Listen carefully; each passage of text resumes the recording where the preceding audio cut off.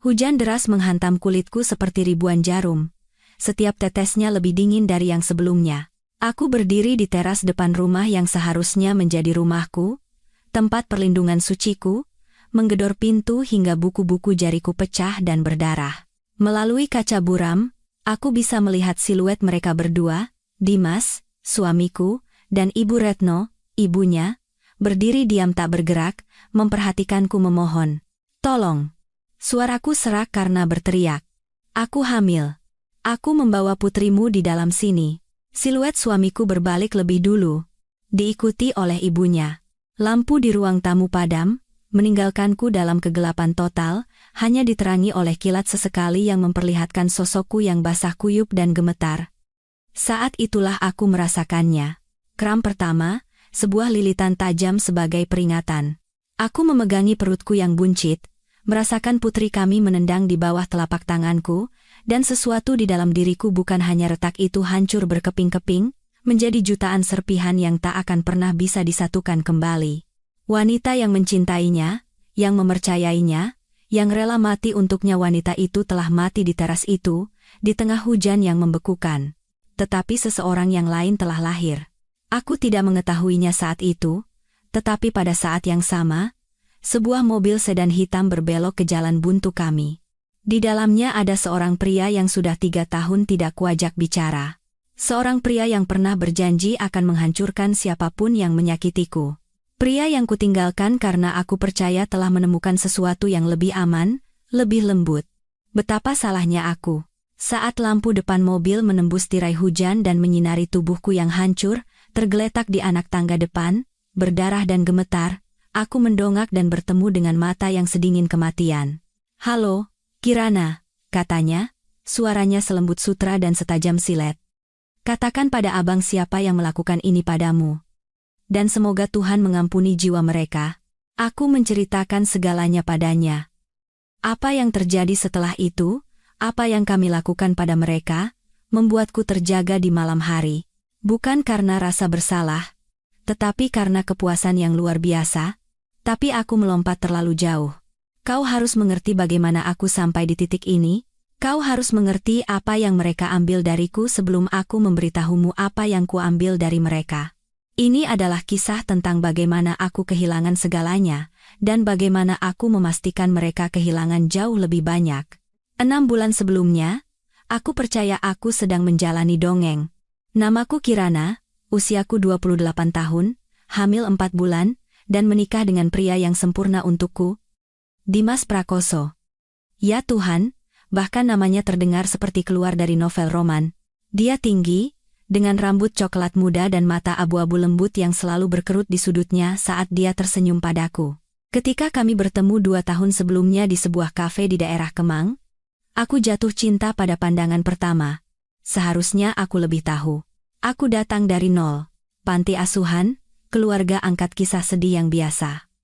Tidak ada keluarga, tidak ada jaring pengaman, tidak ada yang memperingatkanku tentang pria seperti Dimas, atau wanita seperti ibunya.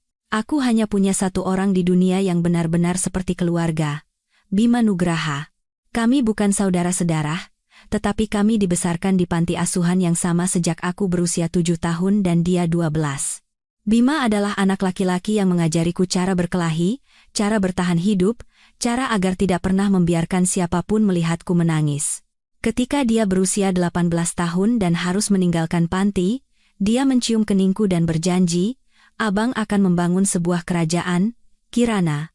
Dan begitu abang berhasil, kau tidak akan pernah kekurangan apapun lagi." Aku mempercayainya, karena Bima tidak pernah berbohong. Tetapi kerajaannya, ketika terbentuk, dibangun di atas fondasi yang tidak bisa kuterima. Pencucian uang, perjudian ilegal, hal-hal yang tidak pernah dia jelaskan secara rinci, tetapi aku tidak cukup naif untuk tidak mengetahuinya. Ketika dia menemukanku pada usia 25 tahun dan menawariku tempat di dunianya, aku menolak. "Aku ingin sesuatu yang bersih," kataku padanya. "Sesuatu yang normal. Kehidupan yang nyata." Dia menatapku dengan mata biru esnya yang telah melihat terlalu banyak, terlalu cepat, dan mengangguk perlahan. "Jika itu yang kau inginkan, tapi, Kirana, Ketika dunia normal menunjukkan warna aslinya padamu, ketika dunia itu mengunyahmu dan memuntahkanmu, telepon abang. Apapun itu, kapanpun itu, aku berjanji akan melakukannya, tetapi tidak pernah berpikir aku perlu melakukannya. Lalu aku bertemu Dimas. Dengan pekerjaannya yang normal sebagai perwakilan farmasi, rumahnya yang besar di kompleks perumahan di Bintaro, kehidupannya yang normal, dia adalah segala yang bukan Bima, lembut, aman, biasa. Ketika dia melamarku setelah 6 bulan berpacaran, aku berkata ya tanpa ragu. Aku hamil setahun kemudian dan berpikir aku akhirnya menemukan keluarga yang selalu kuimpikan. Tetapi ada retakan dalam gambaran sempurnaku, Ibu Retno, Ibu Dimas. Dia seorang janda yang membesarkannya sendirian setelah ayah Dimas meninggal ketika dia berusia 10 tahun. Dia tinggal di paviliun di properti yang sama dengan kami Dimas yang bersikeras, dan aku tidak keberatan. Wanita macam apa yang menolak ibu mertuanya? Tetapi sejak aku pindah ke rumah ini, aku merasakan tatapannya, menghakimi, menganggapku tidak cukup baik. Dia hanya butuh waktu untuk terbiasa denganmu, sayang, kata Dimas, mencium pelipisku. Kau wanita pertama yang kubawa pulang. Ibu hanya protektif. Protektif adalah kata yang terlalu ringan. Ibu Retno mengkritik segalanya. Cara aku membersihkan rumah salah, cara aku memasak tidak seperti yang disukai Dimas, cara aku berpakaian terlalu menggoda, terlalu santai, terlalu berlebihan segalanya. Ketika aku hamil, itu menjadi lebih buruk. Kau harus lebih berhati-hati dengan cucuku, katanya, menatap perutku seolah-olah itu miliknya. Jangan minum kopi, jangan stres, kau seharusnya tidak bekerja dalam kondisimu. Anaknya perempuan? Kataku pelan. Hasil USG menunjukkan begitu. Alat-alat itu bisa salah sepanjang waktu, balasnya. Aku tahu ini laki-laki. Seorang ibu tahu. Aku bekerja sebagai desainer grafis lepas dari rumah, yang memberiku fleksibilitas tetapi juga berarti aku selalu ada di sana, di bawah pengawasannya yang cermat. Dimas bepergian untuk bekerja 3 minggu setiap bulan, meninggalkanku sendirian dengan komentar pedas Ibu Retno, kunci rumah kami yang dia gunakan dengan bebas, caranya menata ulang dapurku, dan ceramahnya tentang ketidaklayakanku. Tapi aku menahannya, karena aku mencintai Dimas, dan karena setiap kali dia pulang, dia membuatku merasa dicintai. Dia akan membawakanku bunga, memijat kakiku yang bengkak, berbisik pada putri kami di dalam perutku betapa dia mencintainya. Aku benar-benar buta. Awal dari akhir dimulai 3 minggu. Sebelum malam yang mengerikan itu. Dimas kembali dari perjalanan bisnis ke Surabaya, dan ada sesuatu yang berubah. Dia murung, jauh. Dia berhenti menyentuhku, berhenti bertanya tentang bayi itu, berhenti menatap mataku. Apakah kamu baik-baik saja? Tanyaku suatu malam saat kami berbaring di tempat tidur, jarak di antara kami selebar lautan. Aku baik-baik saja, katanya. Hanya lelah. Stres karena pekerjaan, tetapi aku memperhatikan hal-hal lain. Panggilan telepon yang diterima dengan berbisik di garasi, caranya memalingkan ponsel dariku saat mengetik. Aroma parfum di kerah bajunya aroma bunga yang mahal, tidak seperti lavender sederhana yang kugunakan. Ketika aku menyinggung hal ini pada Ibu Retno, berharap dia akan mengatakan aku berlebihan, dia memberiku tatapan yang tidak bisa kubaca. Dimas adalah pria yang baik dengan pekerjaan yang menuntut. Katanya dingin, mungkin jika kau berusaha lebih keras untuk menjaga penampilanmu, dia tidak akan begitu jauh. Kehamilan bukanlah alasan untuk melepaskan diri. Aku melihat tubuhku sendiri perut tempat putri kami tumbuh, pergelangan kakiku yang bengkak, kelelahan yang terukir di wajahku. Aku tidak pernah merasa sejelek atau sesendiri ini. Akhir pekan itu, aku melakukan sesuatu yang tidak kubanggakan. Aku memeriksa ponsel Dimas saat dia mandi. Apa yang kutemukan membuat darahku membeku. Ratusan pesan ke kontak yang hanya disimpan sebagai es. Aku tidak bisa berhenti memikirkan Surabaya. Istriku mulai curiga. Kita harus lebih berhati-hati. Berharap aku bisa bangun di sebelahmu, bukan dia. Tidak akan lama lagi, aku janji. Hanya perlu membereskan beberapa hal.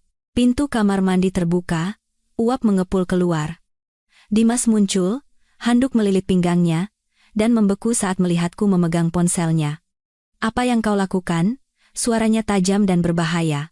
Siska? Tanganku gemetar begitu hebat hingga aku hampir menjatuhkan ponselnya. Sejenak, dia hanya menatapku. Lalu wajahnya berubah menjadi sesuatu yang belum pernah kulihat sebelumnya. Dingin, keras, kejam. Kau mengintip ponselku. Kau selingkuh dariku. Aku sedang mengandung anakmu. Jangan mendramatisir, Kirana. Dia merebut ponsel dari tanganku. Itu hanya beberapa pesan. Hanya pesan? Kau bilang kau ingin bangun di sebelahnya, bukan aku? Dan bisakah kau menyalahkanku? Kata-kata itu keluar begitu saja, seolah-olah dia sedang mendiskusikan cuaca. Lihat dirimu.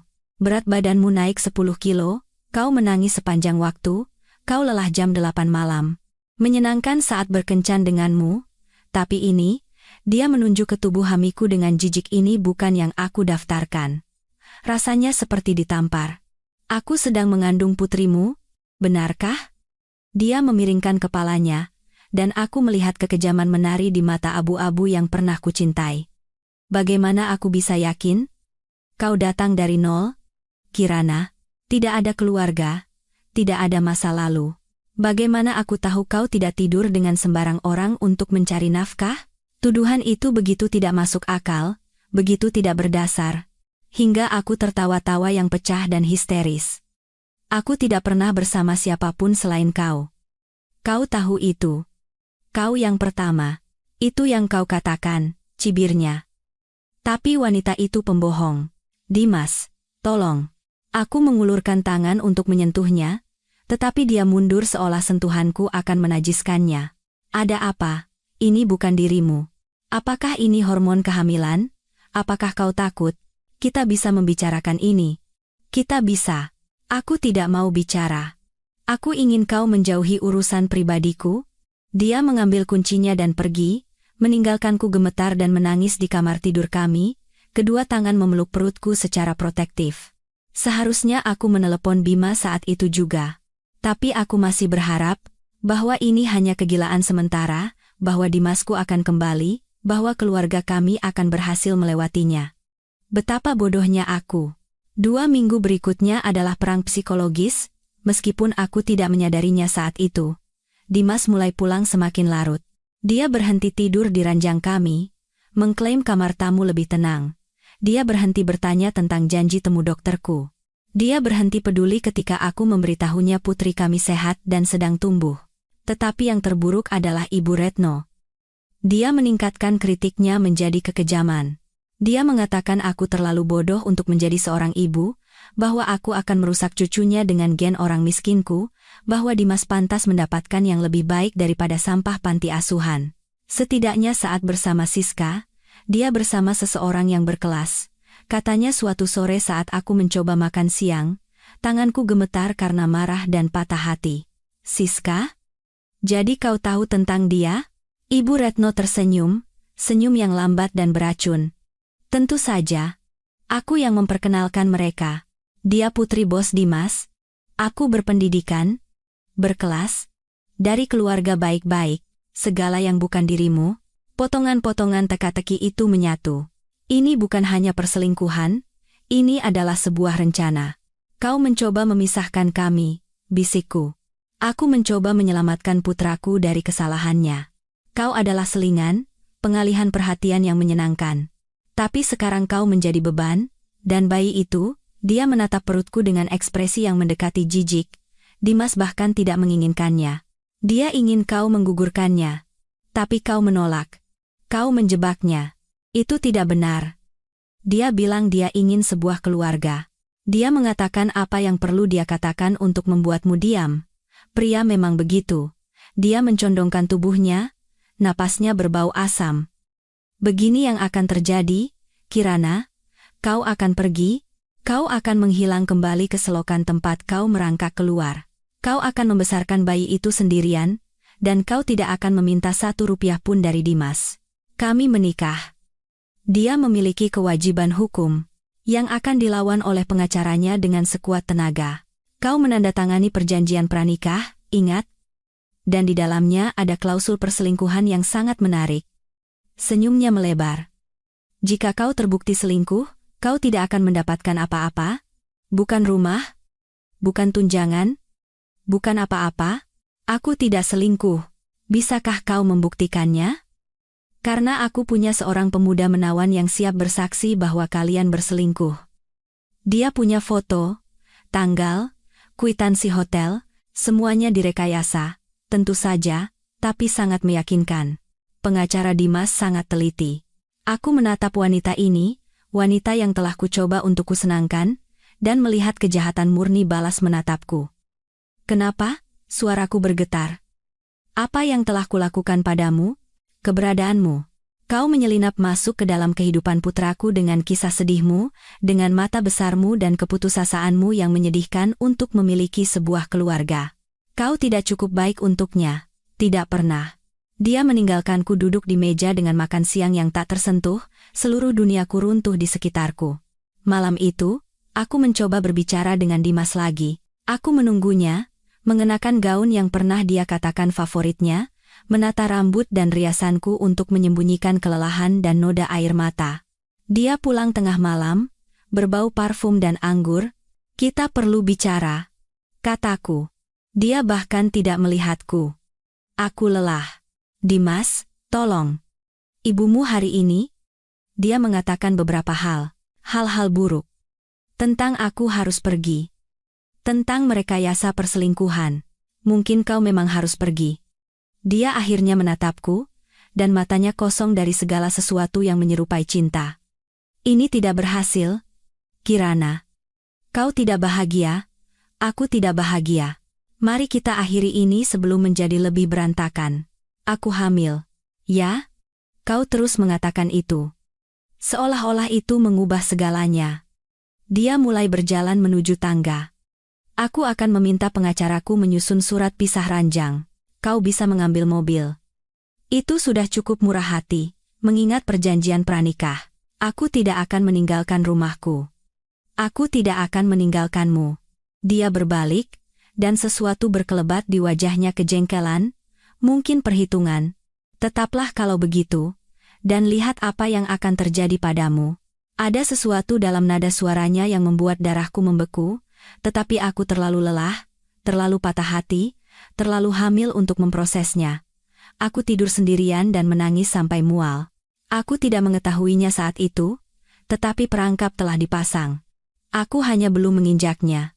Itu terjadi pada hari Selasa. Aku ingat karena hari Selasa adalah hari pengambilan sampah, dan aku telah menyeret tong sampah ke pinggir jalan pagi itu, meskipun punggungku protes dan perutku membuat segalanya menjadi sulit. Saat itu bulan Oktober, dan udaranya menjadi dingin dan lembab jenis kelembapan yang meresap ke dalam tulang dan membuatmu pegal.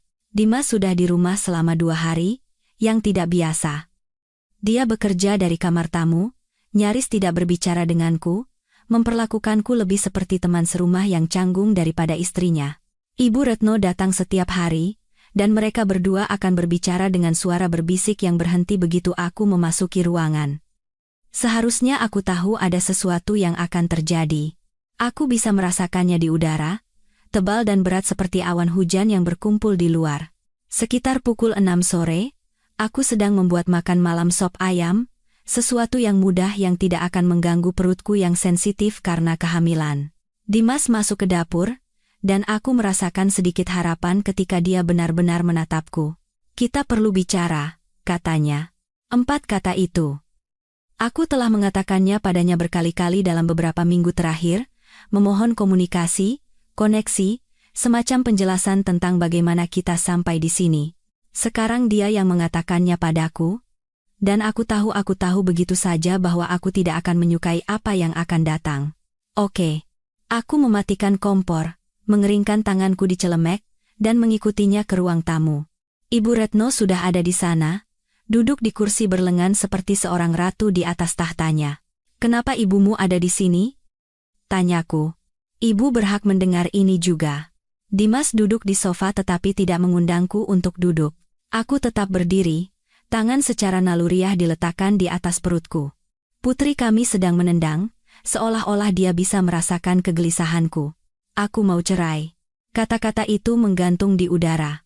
Aku tahu itu akan datang. Aku bisa merasakannya membangun selama berminggu-minggu. tetapi mendengarnya diucapkan dengan lantang masih terasa seperti pukulan di perut. Tidak, suaraku kecil, seperti anak kecil. Tidak bisakah kita memperbaikinya? Pergi ke konseling pernikahan? Aku tidak mau memperbaikinya. Aku tidak mencintaimu lagi, Kirana. Aku tidak yakin aku pernah mencintaimu. Dia mengatakannya dengan santai, seolah-olah kami sedang mendiskusikan apa yang akan kami makan untuk makan malam. Kau nyaman. Terjangkau. Perawatan rendah. Perawatan rendah? Aku mengulangi. Bingung. Tidak banyak menuntut, mudah berterima kasih. Kau datang dari nol, jadi kupikir kau akan bersyukur atas apa yang kuberikan padamu. Tapi ternyata kau sama menuntutnya dengan wanita lain, bahkan lebih, dengan kebutuhan emosionalmu dan kebutuhan akan validasi yang konstan. Ibu Retno mendengus setuju, dan aku merasakan gelombang kebencian murni yang tak tercampur untuk pertama kalinya dalam hidupku. Aku sedang mengandung putrimu, kataku, suaraku mengeras. Kau tidak bisa begitu saja pergi. Aku bisa dan aku akan. Dan aku akan mendapatkan rumah ini, sesuai perjanjian pranikah, karena kau menolak untuk pergi. Dan karena ada bukti perselingkuhanmu, tidak ada bukti, karena aku tidak pernah selingkuh. Katakan itu pada hakim. Dia mengeluarkan ponselnya, mengetuk beberapa kali, dan menunjukkannya padaku. Foto-foto diriku dengan seorang pria yang belum pernah kulihat sebelumnya dalam hidupku. Minum kopi, berjalan di taman. Satu di mana aku memasuki sebuah hotel, dengan dia mengikuti beberapa menit kemudian. Itu direkayasa jika kau melihat lebih dekat, kau bisa tahu tapi cukup meyakinkan pada pandangan pertama. Itu tidak nyata, bisikku. Itu palsu, dan kau tahu itu. Buktikan. Karena namanya, dia siap bersaksi tentang hubungan kita. Dia akan mengatakan itu telah berlangsung selama berbulan-bulan. Bahwa bayi itu bahkan mungkin miliknya, ruangan itu berputar. Aku memegang bagian belakang kursi untuk menstabilkan diri. Kenapa kau melakukan ini? Untuk pertama kalinya, Dimas menunjukkan emosi yang nyata. Kejengkelan. Karena kau tidak pergi dengan mudah seperti yang seharusnya.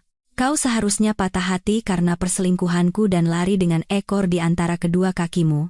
Tapi kau tetap tinggal, menangis dan memohon dan membuat segalanya menjadi berantakan. Aku tinggal karena aku mencintaimu. Karena kita sudah menikah? Ya, aku tidak mencintaimu. Aku mencintai Siska, aku akan menikahinya begitu perceraian kita selesai. Dia juga hamil, sebenarnya. Tanggal kelahirannya hampir sama denganmu, tapi bayinya itu bayi yang aku inginkan. Kekejamannya membuatku terengah-engah. Ini bukan pria yang kunikahi. Dia adalah orang asing di wajahnya. Kau harus berkemas dan pergi sebelum pagi, kata Ibu Retno, berdiri. Kami sudah cukup bersabar denganmu. Ini juga rumahku. Sebenarnya, ini rumah Dimas. Hanya namanya yang ada di akta. Kau tidak punya hak hukum untuk berada di sini, senyumnya penuh kemenangan. Kau tidak punya apa-apa, Kirana. Tidak ada rumah, tidak ada suami, tidak ada keluarga untuk berpaling, kau sendirian. Seperti dulu, seperti yang seharusnya. Sesuatu di dalam diriku putus. Aku menerjangnya, tanganku meraih lehernya, siap untuk menghapus senyum itu dari wajahnya secara permanen. Tapi Dimas menangkapku, jari-jarinya mencengkeram lenganku dengan menyakitkan, dan melemparkanku ke belakang. Aku tersandung. Perut hamiku membuatku kehilangan keseimbangan, dan aku jatuh dengan keras menimpa meja kopi. Rasa sakit yang tajam dan mengerikan meledak di sisiku. Jangan sentuh ibuku. Dimas menggeram, berdiri di atasku seolah-olah aku adalah sampah. Aku berjuang untuk berdiri, memegangi sisiku, dengan panik memeriksa apakah ada darah, air ketuban, tanda apapun bahwa aku telah menyakiti bayiku. Putriku menendang, keras dan marah, dan aku hampir menangis karena lega. Aku tidak akan kemana-mana. Telepon pengacaramu. Tunjukkan foto palsumu. Lakukan apapun yang kau mau. Aku tidak akan pergi. Dimas dan Ibu Retno saling pandang, lalu dia mengangkat bahu. Terserah. Tapi tidak ada lagi kesopanan. Dia mencengkeram lenganku lagi, menyeretku ke pintu depan. Aku melawannya, berteriak, mencakarnya, tetapi dia jauh lebih kuat. Dia membuka pintu, dan hujan Oktober yang dingin menerpa kami, membasahi kami berdua dalam sekejap. "Dimas, tolong!" Dia melemparkanku ke teras. Aku jatuh dengan keras di tangan dan lututku, telapak tanganku tergores beton kasar. Sebelum aku bisa bangkit, aku mendengar suara kunci pintu berbunyi. Aku melompat dan menggedor pintu. "Biarkan aku masuk, biarkan aku masuk." Melalui kaca buram, aku bisa melihat mereka berdua, berdiri di sana, memperhatikanku. "Tolong!" Aku menjerit. Suaraku serak. Aku tidak punya ponsel. Tidak ada kunci. Tidak ada apa-apa. Hujan mulai turun lebih deras, membasahi sweater tipis dan leggingku dalam hitungan detik. Suhu mungkin sekitar 25 derajat, mungkin lebih rendah karena angin. Aku menggigil hebat, gigiku bergemeletuk begitu keras hingga aku menggigit lidahku dan merasakan darah. "Dimas, tolong. Pikirkan bayinya. Putri kamu." Dia berbalik. Ibu Retno tinggal sejenak lebih lama, dan bahkan melalui kaca yang terdistorsi, aku bisa melihat senyumnya.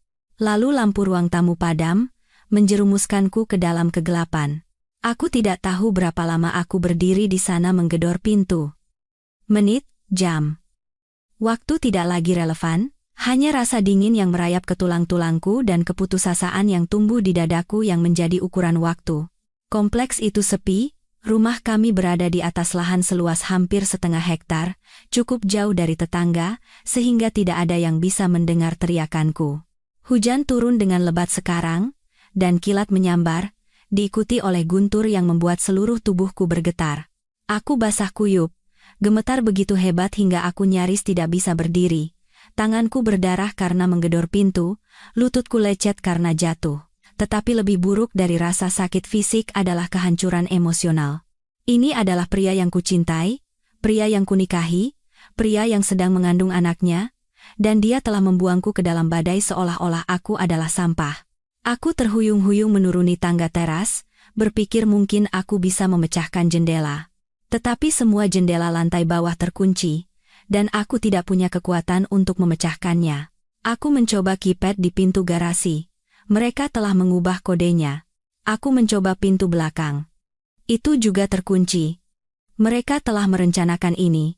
Setiap jalan keluar, setiap jalan masuk, setiap kemungkinan rute kembali ke dalam mereka telah menutupnya. Akhirnya, aku kembali ke teras depan, meringkuk di dekat pintu, mencoba menghemat sedikit sisa panas tubuhku. Putriku menendang dengan panik di dalam, gelisah karena detak jantungku yang meningkat dan suhu tubuhku yang menurun. Aku melingkarkan lenganku di sekitar perutku. Menangis, meminta maaf, "Maafkan ibu. Sayang. Maaf, ibu akan memperbaikinya. Kita akan baik-baik saja." Tapi aku tidak tahu bagaimana caranya. Aku tidak punya ponsel, tidak ada dompet, tidak ada kunci, tidak ada jaket.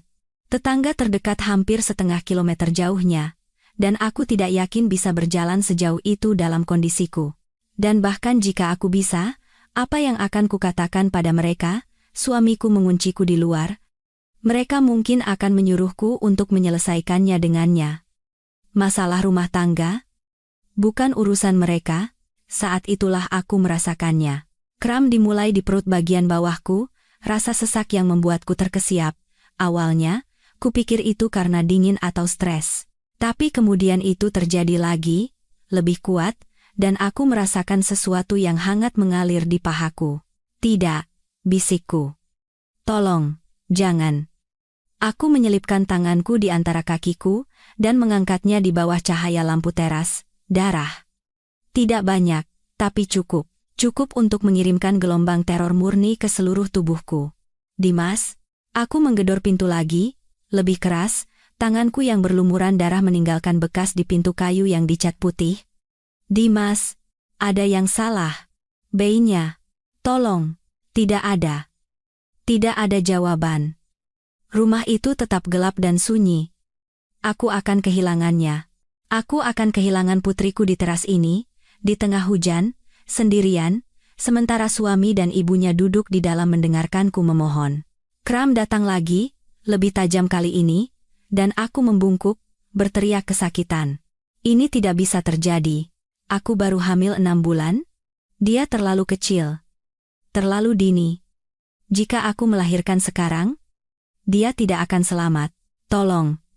Aku tidak tahu lagi kepada siapa aku berbicara. Tuhan. Alam semesta. Siapapun yang mungkin mendengarkan. Tolong jangan ambil bayiku. Dia satu-satunya yang kumiliki. Tolong. Kram lagi, dan lebih banyak darah. Aku bisa merasakannya sekarang, hangat dibandingkan dengan hujan yang dingin, meresap melalui leggingku. Aku butuh rumah sakit, aku butuh bantuan. Aku butuh. Bima. Kata-katanya dari 3 tahun lalu bergema di kepalaku. Ketika dunia normal menunjukkan warna aslinya padamu, ketika dunia itu mengunyahmu dan memuntahkanmu, telepon abang. Apapun itu, kapanpun itu, tapi aku tidak punya telepon. Aku tidak bisa menelepon siapapun. Aku akan mati di sini. Atau bayiku? Atau kami berdua. Aku ambruk di anak tangga teras, hujan menghantamku seperti hukuman. Rasa dingin membuatku mengantuk, yang sebagian dari otakku kenali sebagai bahaya. Hipotermia. Aku mengalami hipotermia. Aku memejamkan mata, melingkarkan lenganku di perutku, dan berdoa untuk keajaiban yang tidak kupercaya akan datang. Dan kemudian aku melihat lampu depan. Awalnya, kupikir aku berhalusinasi. Cahaya menembus tirai hujan seperti sayap malaikat, terlalu terang untuk menjadi nyata. Sebuah mobil berbelok ke jalan masuk kami, sebuah sedan hitam ramping yang terlihat lebih mahal daripada yang bisa kuhasilkan dalam 5 tahun. Mobil itu berhenti di pinggir jalan. Pintu pengemudi terbuka, dan Bima Nugraha melangkah keluar ke dalam hujan. Dia tampak sama, tidak berubah. Tinggi dan ramping, semua sudut tajam dan kekerasan yang terkendali. Rambut gelapnya lebih panjang, diikat ke belakang, yang menonjolkan tulang pipinya yang tajam dan mata biru yang melihat segalanya. Dia mengenakan setelan hitam mahal yang basah kuyup, tetapi dia sepertinya tidak peduli. Dia melihatku, meringkuk di teras, berdarah, gemetar, hancur, dan wajahnya berubah menjadi topeng yang menakutkan. Kirana. Namaku adalah geraman, nyaris tidak manusiawi. Dia melintasi jarak di antara kami dalam langkah-langkah cepat, melepaskan jasnya saat berjalan. Dalam hitungan detik, dia berlutut di sampingku, menyelimuti bahuku dengan jasnya. Jas itu masih hangat dari tubuhnya, dan aku terisak saat kehangatan itu menyentuhku setelah begitu lama kedinginan. Siapa yang melakukan ini padamu?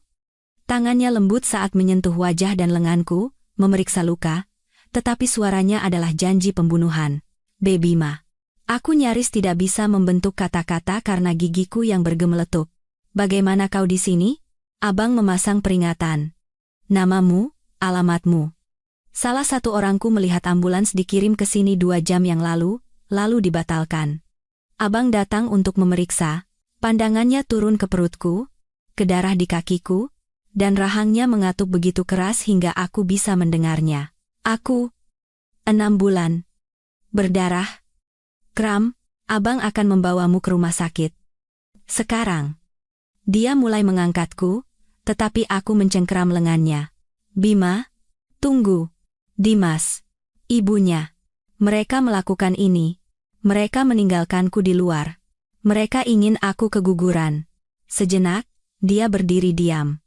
Lalu dia melihat ke rumah, jendela yang gelap, pintu yang tertutup dengan noda tangan berdarahku. Mereka di dalam? Suaranya lembut, mematikan. Ya, tapi, bayinya dulu. Urus mereka nanti. Dia mengangkatku ke dalam pelukannya seolah aku tidak berbobot, memelukku erat di dadanya. Rasa dingin telah membuatku begitu lemah sehingga aku bahkan tidak bisa protes. Abang di sini, Kirana. Tidak akan ada yang menyakitimu lagi. Dia membawaku ke mobilnya, dengan hati-hati menempatkanku di kursi belakang. Dalam hitungan detik, dia menyalakan pemanas hingga maksimal dan menyelimutiku dengan selimut yang diambilnya dari bagasi. Lalu dia duduk di belakang kemudi dan melaju kencang menembus hujan, menuju rumah sakit. Aku sadar dan tidak sadar selama perjalanan, tetapi aku mengingat beberapa potongan gambar. Bima berbicara di telepon dalam bahasa Indonesia yang cepat dan singkat dengan seseorang. Matanya bertemu denganku di kaca spion, sesuatu di dalamnya yang menghibur sekaligus menakutkan. Tangannya meraih ke belakang untuk meremas tanganku ketika kram lain menghantam, dan aku berteriak. Tetap bersama abang, Kirana. Sebentar lagi, kami sampai di unit gawat darurat dalam 15 menit perjalanan yang seharusnya memakan waktu 30 menit. Bima menggendongku masuk, dan tiba-tiba ada dokter dan perawat di mana-mana, tangan-tangan menyentuhku, suara-suara mengajukan pertanyaan. Sebuah berangkar muncul di bawahku. Anda ayah bayinya? Seorang perawat bertanya pada Bima. Bukan. Tangannya ada di bahuku, hangat dan menenangkan. Tapi saya keluarganya. Saya satu-satunya yang dia punya. Pak, Anda harus menunggu di luar. Saya tidak akan meninggalkannya. Ada sesuatu dalam suaranya yang membuat perawat itu mundur selangkah. Anda bisa tinggal sampai kami menstabilkannya. Aku dilarikan ke ruang pemeriksaan. Pakaian basahku digunting, monitor dipasang, tanda-tanda vital diambil. Kram lain menghantam, dan aku menjerit, yakin aku akan kehilangannya. Detak jantung bayi kuat, kata seorang dokter wanita, meletakkan tangan di perutku, 130 denyut per menit. Itu bagus. Anda belum benar-benar persalinan, ini kontraksi akibat stres. Kapan pendarahan dimulai? Mungkin 1 jam yang lalu? Aku tidak tahu. Waktu tidak berarti lagi. Anda berada di luar, di udara dingin? Berapa lama? Aku tidak tahu. 2 jam. Mungkin lebih. Wajah dokter itu muram, tetapi dia tidak berkomentar. Aku menjalani USG, pemeriksaan serviks, tes darah. Setiap detik terasa seperti selamanya, menunggu untuk mengetahui apakah putriku akan selamat. Akhirnya, setelah terasa seperti berjam-jam tetapi mungkin hanya 30 menit, dokter memberikan putusannya. Anda aman. Bayi Anda aman. Pendarahan itu disebabkan oleh iritasi serviks stres dan dingin menyebabkan pelepasan plasenta kecil. Tetapi tidak ada yang serius. Suhu tubuh Anda sangat rendah, dan Anda dehidrasi serta kelelahan, tetapi kami bisa mengatasinya. Kami akan menahan Anda semalam untuk observasi, memberikan cairan hangat, memastikan kontraksi itu berhenti. Tapi putri Anda adalah seorang pejuang. Dia bertahan, aku menangis, tangisan yang benar-benar lega, isak tangis yang begitu kuat hingga menyakitkan. Tangan Bima menemukan tanganku dan meremasnya. Lihat, sama seperti ibunya, keras kepala, aku dipindahkan ke kamar pribadi, yang pasti diatur oleh Bima, dan dipasangi infus serta monitor. Cairan hangat dan selimut listrik perlahan-lahan mengembalikan suhu tubuhku menjadi normal. Kontraksi menjadi semakin jarang dan kemudian berhenti. Detak jantung putriku tetap kuat dan stabil di monitor. Aku akan baik-baik saja. Kami akan baik-baik saja. Ketika para dokter meninggalkan kami sendirian, Bima menarik kursi ke samping tempat tidurku. Di bawah cahaya terang rumah sakit, aku bisa melihat detail yang kulewatkan sebelumnya. Jam tangan mahal, setelan yang dibuat khusus, kekerasan di matanya yang tidak ada di sana saat kami masih anak-anak.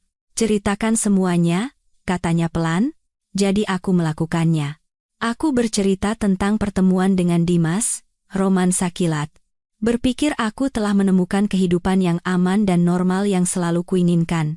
Aku bercerita tentang Ibu Retno, bagaimana dia meracuni segalanya, tentang perselingkuhan Dimas, bukti palsu, kekejaman beberapa minggu terakhir. Aku menceritakan tentang malam itu, dibuang keluar, memohon untuk masuk sementara suami dan ibunya menonton. Ketika aku selesai, wajah Bima seperti dipahat dari marmer. Kau bilang pada abang kau ingin sesuatu yang bersih, katanya akhirnya, sesuatu yang normal. Apakah ini yang diberikan dunia normal padamu, Kirana? Terkunci di tengah hujan, hamil dan berdarah, karena pria yang bersumpah akan menjagamu. Aku salah, bisikku. Aku sangat salah. Ya, kau salah. Dia mencondongkan tubuhnya ke depan, matanya tertuju padaku. Sekarang, abang akan menanyakan satu pertanyaan padamu. Dan abang ingin kau memikirkannya baik-baik sebelum menjawab. Apakah kau ingin bantuan abang? Bukan hanya untuk sembuh. Bukan hanya uang atau tempat tinggal. Suaranya menjadi rendah dan gelap. Apakah kau ingin abang membuat mereka membayar atas apa yang mereka lakukan padamu, pada putrimu? Seharusnya aku mengatakan tidak. Seharusnya aku merasa ngeri. Kirana yang lama, Kirana yang menginginkan sesuatu yang bersih dan normal akan menolaknya. Tapi Kirana itu telah mati di teras itu. Ya, kataku. Dan aku bersungguh-sungguh. Setiap serat dari keberadaanku ingin mereka hancur. Bima tersenyum, senyum yang lambat dan berbahaya. Kalau begitu istirahatlah, adikku. Sembuhlah, karena besok, kita akan berperang. Malam itu aku tidur dengan gelisah, dihantui oleh mimpi buruk tentang hujan, pintu yang tertutup, dan mata dingin Dimas. Tapi setiap kali aku terbangun dengan kaget, Bima ada di sana. Dia telah memindahkan kursinya ke samping tempat tidurku dan berjaga sepanjang malam, seperti malaikat pelindung dalam bayang-bayang. Kau harus pulang, kataku padanya sekitar jam 3 pagi. Istirahatlah. Abang sudah di rumah. Dimanapun kau berada, disitulah rumah abang, katanya, begitu saja, seolah-olah itu adalah kebenaran yang sederhana. Tidurlah lagi. Pagi harinya, dokter memeriksaku lagi. Pendarahan telah berhenti total, kontraksi telah hilang, detak jantung putriku kuat dan sempurna. Secara fisik, kami berdua selamat, kalian sangat beruntung, kata dokter. Berada di udara dingin begitu lama, stres itu bisa dengan mudah memicu persalinan prematur. Anda perlu banyak istirahat selama beberapa hari ke depan. Tidak ada stres, banyak istirahat, dan segera kembali jika ada pendarahan atau kontraksi lagi. Dia akan mendapatkan perawatan 24 jam, kata Bima dari tempatnya berdiri di dekat jendela.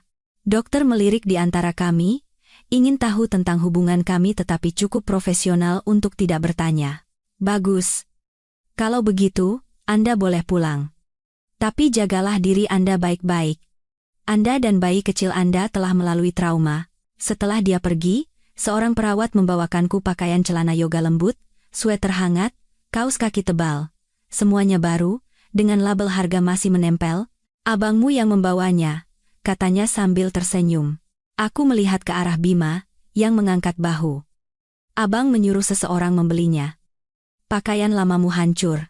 Ketika aku berpakaian dan diizinkan keluar dari rumah sakit, Bima membawaku ke mobilnya.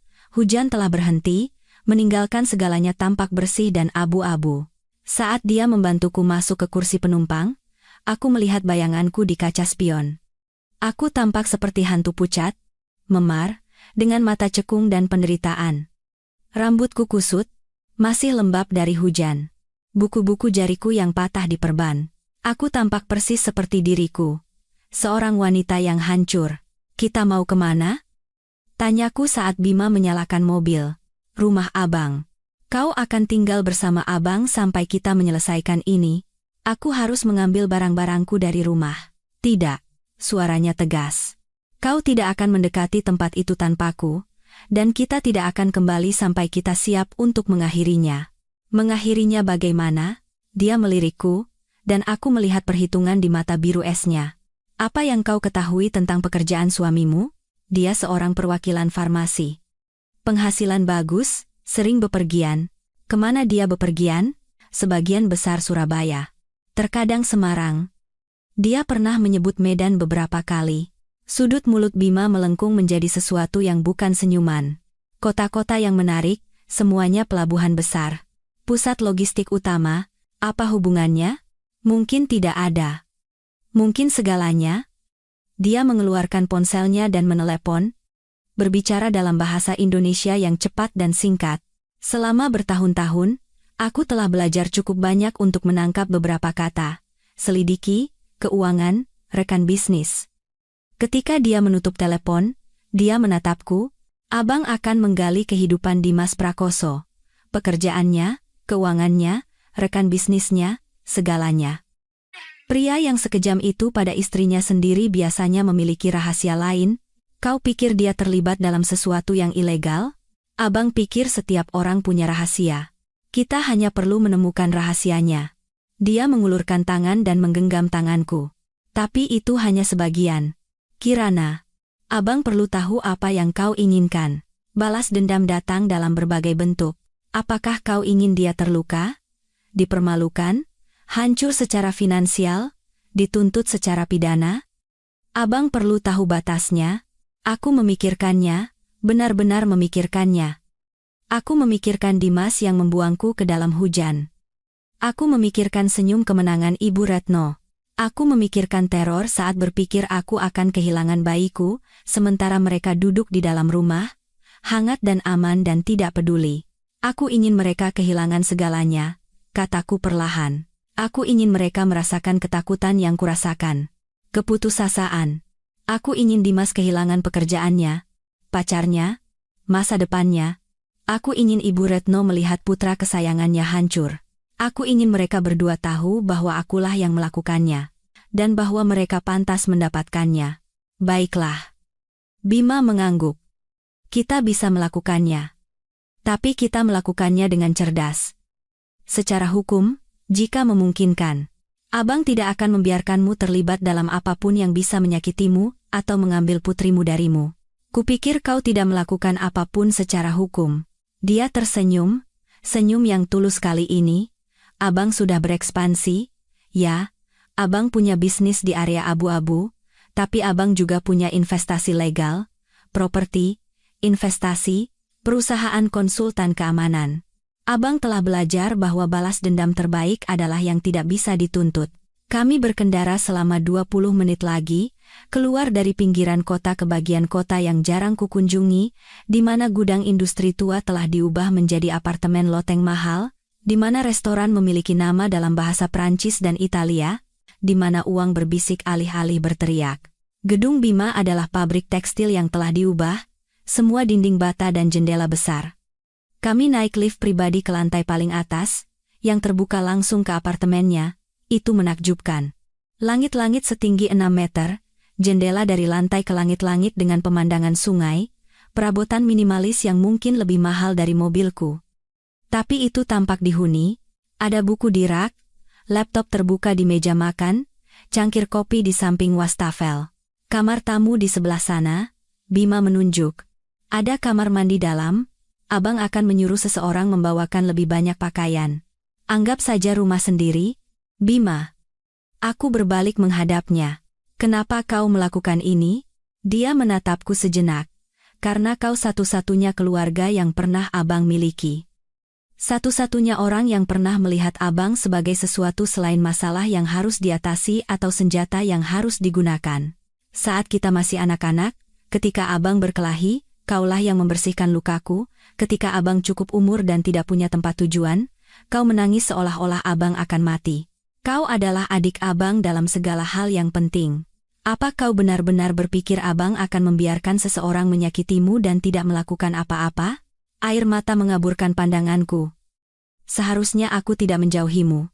Kau perlu menemukan jalanmu sendiri. Abang mengerti. Tapi sekarang kau tahu. Dunia normal, dunia yang aman itu bisa sama brutalnya dengan dunia Abang. Satu-satunya perbedaan adalah, Abang jujur tentang siapa diri Abang. Dia memelukku, dengan hati-hati di sekitar perutku, dan aku membiarkan diriku menangis di dadanya untuk pertama kalinya sejak mimpi buruk ini dimulai, merasa aman. Istirahatlah hari ini, katanya ketika aku akhirnya melepaskan diri. Besok, kita mulai merencanakan. Dan Kirana, matanya menjadi keras. Abang berjanji. Sebelum kita selesai, Dimas Prakoso dan iblis betina ibunya akan berharap mereka tidak pernah mengenalmu.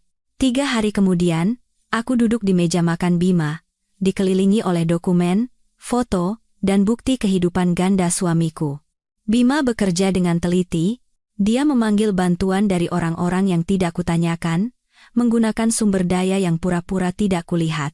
Gambar yang muncul sangat mengejutkan. Dimas Prakoso bukan hanya seorang perwakilan farmasi, dia adalah seorang pedagang. Pekerjaan di perusahaan farmasi itu nyata, tetapi itu adalah kedok. Dia menggunakan perjalanan bisnis resminya untuk mengangkut obat resep ilegal kebanyakan opioid dari produsen ke distributor. Kuota penjualannya nyata, tetapi itu tidak seberapa dibandingkan dengan apa yang dia hasilkan dari sampingan. Surabaya, Semarang, Medan semuanya adalah pusat distribusi utama untuk pasar obat ilegal. Dia telah melakukan ini setidaknya selama 5 tahun, kata Bima, menunjuk ke catatan keuangan. Lihat simpanan ini. Reguler, jumlah bervariasi, sumber berbeda, pola pencucian uang klasik. Dia memindahkan setidaknya 2 miliar rupiah barang ilegal setiap bulan. Bagaimana aku tidak tahu? Aku merasa mual. Bagaimana aku tidak melihatnya? Karena kau mempercayainya. Dan karena dia pandai menyembunyikannya, Bima membuka file lain. Tapi ceritanya menjadi lebih baik. Tebak siapa lagi yang terlibat? Dia memutar laptopnya ke arahku. Foto Ibu Retno bertemu dengan pria yang tidak kukenal, menyerahkan paket, menerima amplop, rekan bisnisnya. Ibu adalah otaknya. Almarhum suaminya Ayah Dimas bukan seorang akuntan seperti yang dia klaim. Dia adalah penjahat kelas menengah. Dia menjalankan jaringan penipuan resep pada tahun 90-anan. Ketika dia meninggal, Ibu Retno mengambil alih beberapa kontaknya. Begitu Dimas cukup umur, dia membawanya masuk. Rasa pengkhianatan semakin menusukku. Selama ini, saat Ibu Retno mengkritik masakanku, caraku membersihkan, dan harga diriku, dia adalah seorang penjahat. Mereka berdua, dan Siska pasti tahu, gumamku. Wajah Bima menjadi gelap. Siska Lestari, putri dari Wijoyo Lestari, bos Dimas di perusahaan. Usia 23 tahun, baru lulus kuliah, dan ya, dia hamil. Tapi ini bagian yang menarik. Pak Wijoyo juga bagian dari jaringan distribusi. Dimas tidak hanya berselingkuh dengan Siska, dia sedang membangun aliansi bisnis. Aku bersandar di kursiku, otakku berputar. Seluruh pernikahanku adalah kebohongan, setiap momen, setiap sentuhan, setiap bisikan, aku mencintaimu semuanya dibangun di atas penipuan. Masih ada lagi, kata Bima pelan. Perjanjian pranikahmu. Abang meminta pengacara memeriksanya. Klausul perselingkuhan itu hanya berlaku satu arah. Jika kau selingkuh, kau tidak mendapatkan apa-apa, tapi tidak ada hukuman untuk Dimas. Dan bukti perselingkuhan yang mereka rekayasa mereka akan menggunakannya bukan hanya untuk menceraikanmu, tetapi untuk mengklaim bahwa bayi itu bukan miliknya, untuk menghindari tunjangan anak atau hak ayah. Mereka ingin menghapus kita, bisikku, benar-benar hancur. Ya, kau nyaman sampai kau menjadi tidak nyaman. Kehamilanmu tidak ada dalam rencana mereka. Aku menatap perutku, tempat putriku tumbuh, di mana dia menendang dan cegukan dan bersiap untuk dilahirkan dalam beberapa bulan. Mereka ingin menghapusnya. Pura-pura dia tidak ada. Kemarahan yang membanjiri diriku tidak seperti yang pernah kurasakan sebelumnya. Apa yang akan kita lakukan? Tanyaku. Bima tersenyum. Kita punya pilihan. Opsi 1. Abang membawa bukti ini ke jaksa. Dimas, Ibu Retno, dan Pak Wijoyo semua masuk penjara.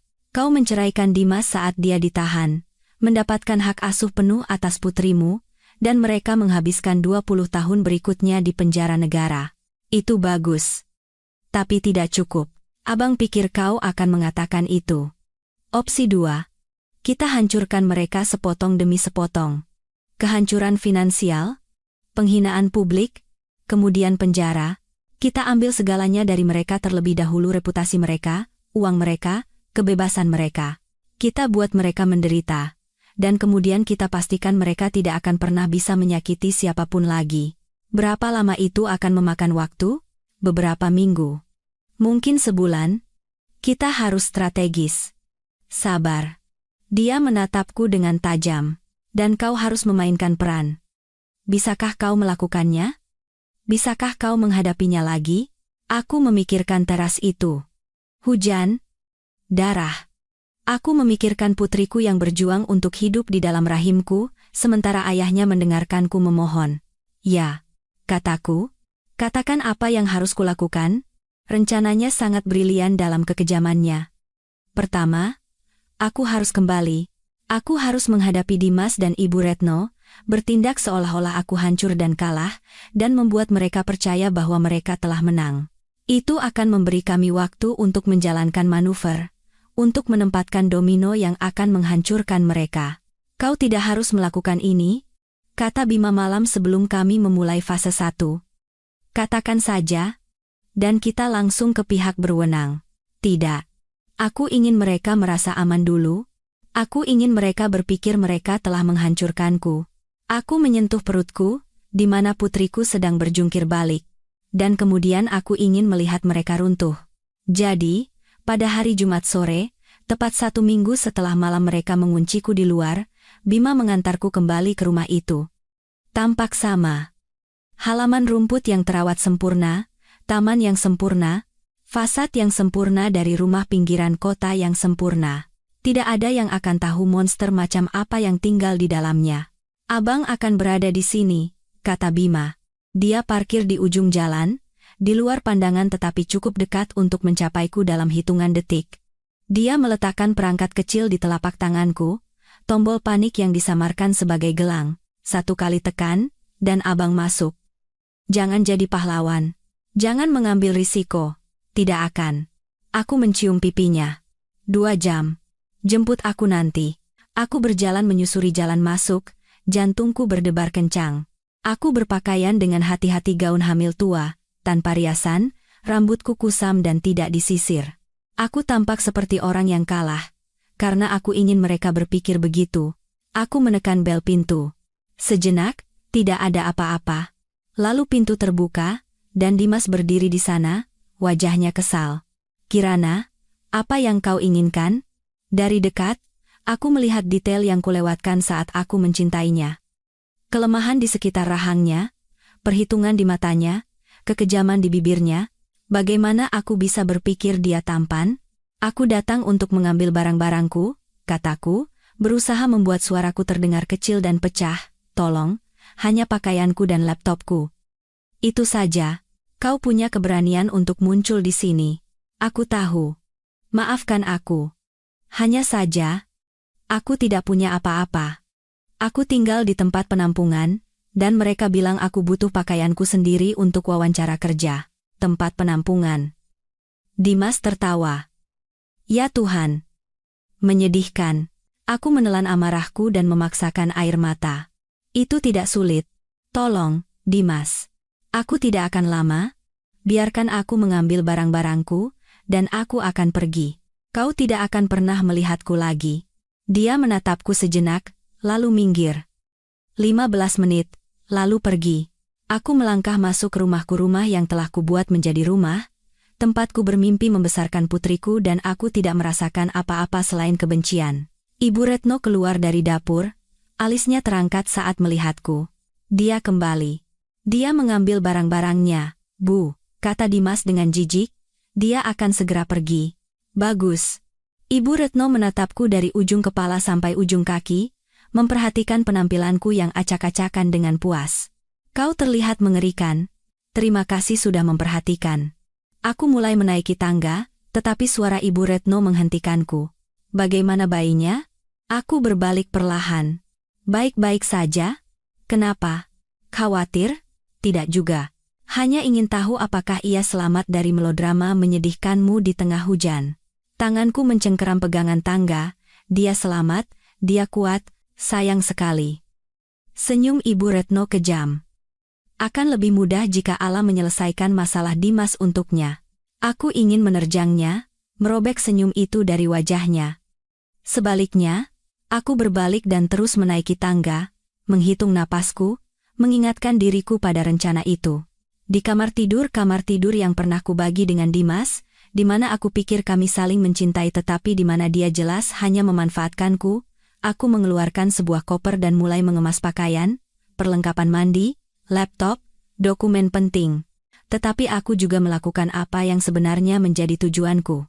Aku menanam penyadap, perangkat pendengar kecil yang diberikan Bima padaku, ditempatkan secara strategis di kamar tidur, ruang kerja, ruang tamu. Aku harus cepat, diam-diam, tetapi aku berhasil menanam 3 sebelum 15 menitku habis. Aku juga mengambil file dari ruang kerja Dimas salinan catatan bisnisnya, laporan keuangan, apapun yang mungkin berguna. Aku memasukkannya ke dalam tas laptopku dan menutupinya dengan sweater. Ketika aku turun, menyeret koperku, Dimas sedang menelepon. Dia mengangkat satu jari padaku tunggu seperti seorang pelayan. Katakan pada Siska, aku akan ke sana besok, ya? Masalah lama sedang diselesaikan? Dia melirikku dengan jijik. Dia tidak punya apa-apa. Tidak ada tempat tujuan. Begitu dia menandatangani surat cerai, kita bebas. Dia menutup telepon dan menoleh padaku. Pengacaraku akan menghubungimu tentang perceraian.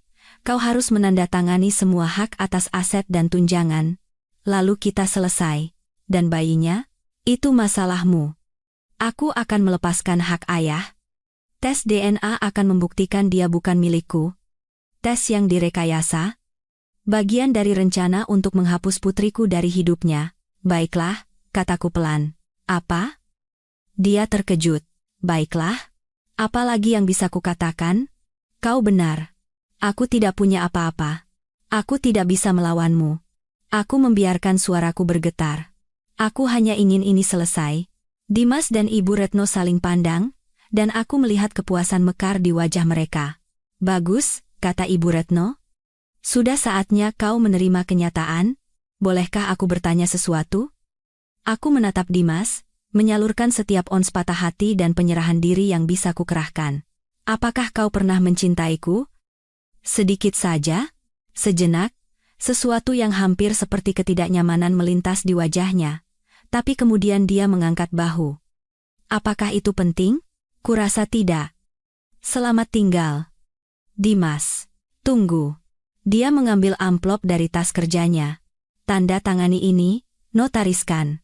Kirim kembali dalam waktu seminggu. Jika tidak, pengacaraku akan membuat hidupmu sangat sulit. Aku mengambil amplop itu dengan tangan gemetar. Akan kulakukan? Bagus. Dia membuka pintu. Jangan kembali ke sini lagi, Kirana. Itu pelanggaran. Jika kau melakukannya, aku akan memanggil polisi. Aku melangkah keluar, menuruni tangga teras tempatku pernah berdarah dan memohon, menyusuri jalan masuk tempat Bima menemukanku. Aku tidak menoleh ke belakang. Mobil Bima muncul beberapa detik kemudian. Aku masuk, dan begitu pintu tertutup, aku mulai tertawa-tawa yang sedikit gila dan histeris yang membuat Bima menatapku dengan cemas. Kau baik-baik saja? Aku mendapatkan semuanya, aku terengah-engah di antara tawa. Penyadap terpasang. File disalin. Dan mereka pikir aku kalah. Mereka pikir mereka telah menang. Apakah mereka menyakitimu? Tawa itu mereda. Hanya dengan kata-kata. Tapi, Bima, Ibu Retno, dia bilang dia berharap bayiku mati. Dia bilang itu akan lebih mudah. Tangan Bima mencengkeram kemudi. Kalau begitu kita tidak akan menunjukkan belas kasihan. Tidak ada. Katakan padaku. Kirana. Bakar mereka sampai habis. Selama 3 minggu berikutnya, Bima dan aku mendengarkan.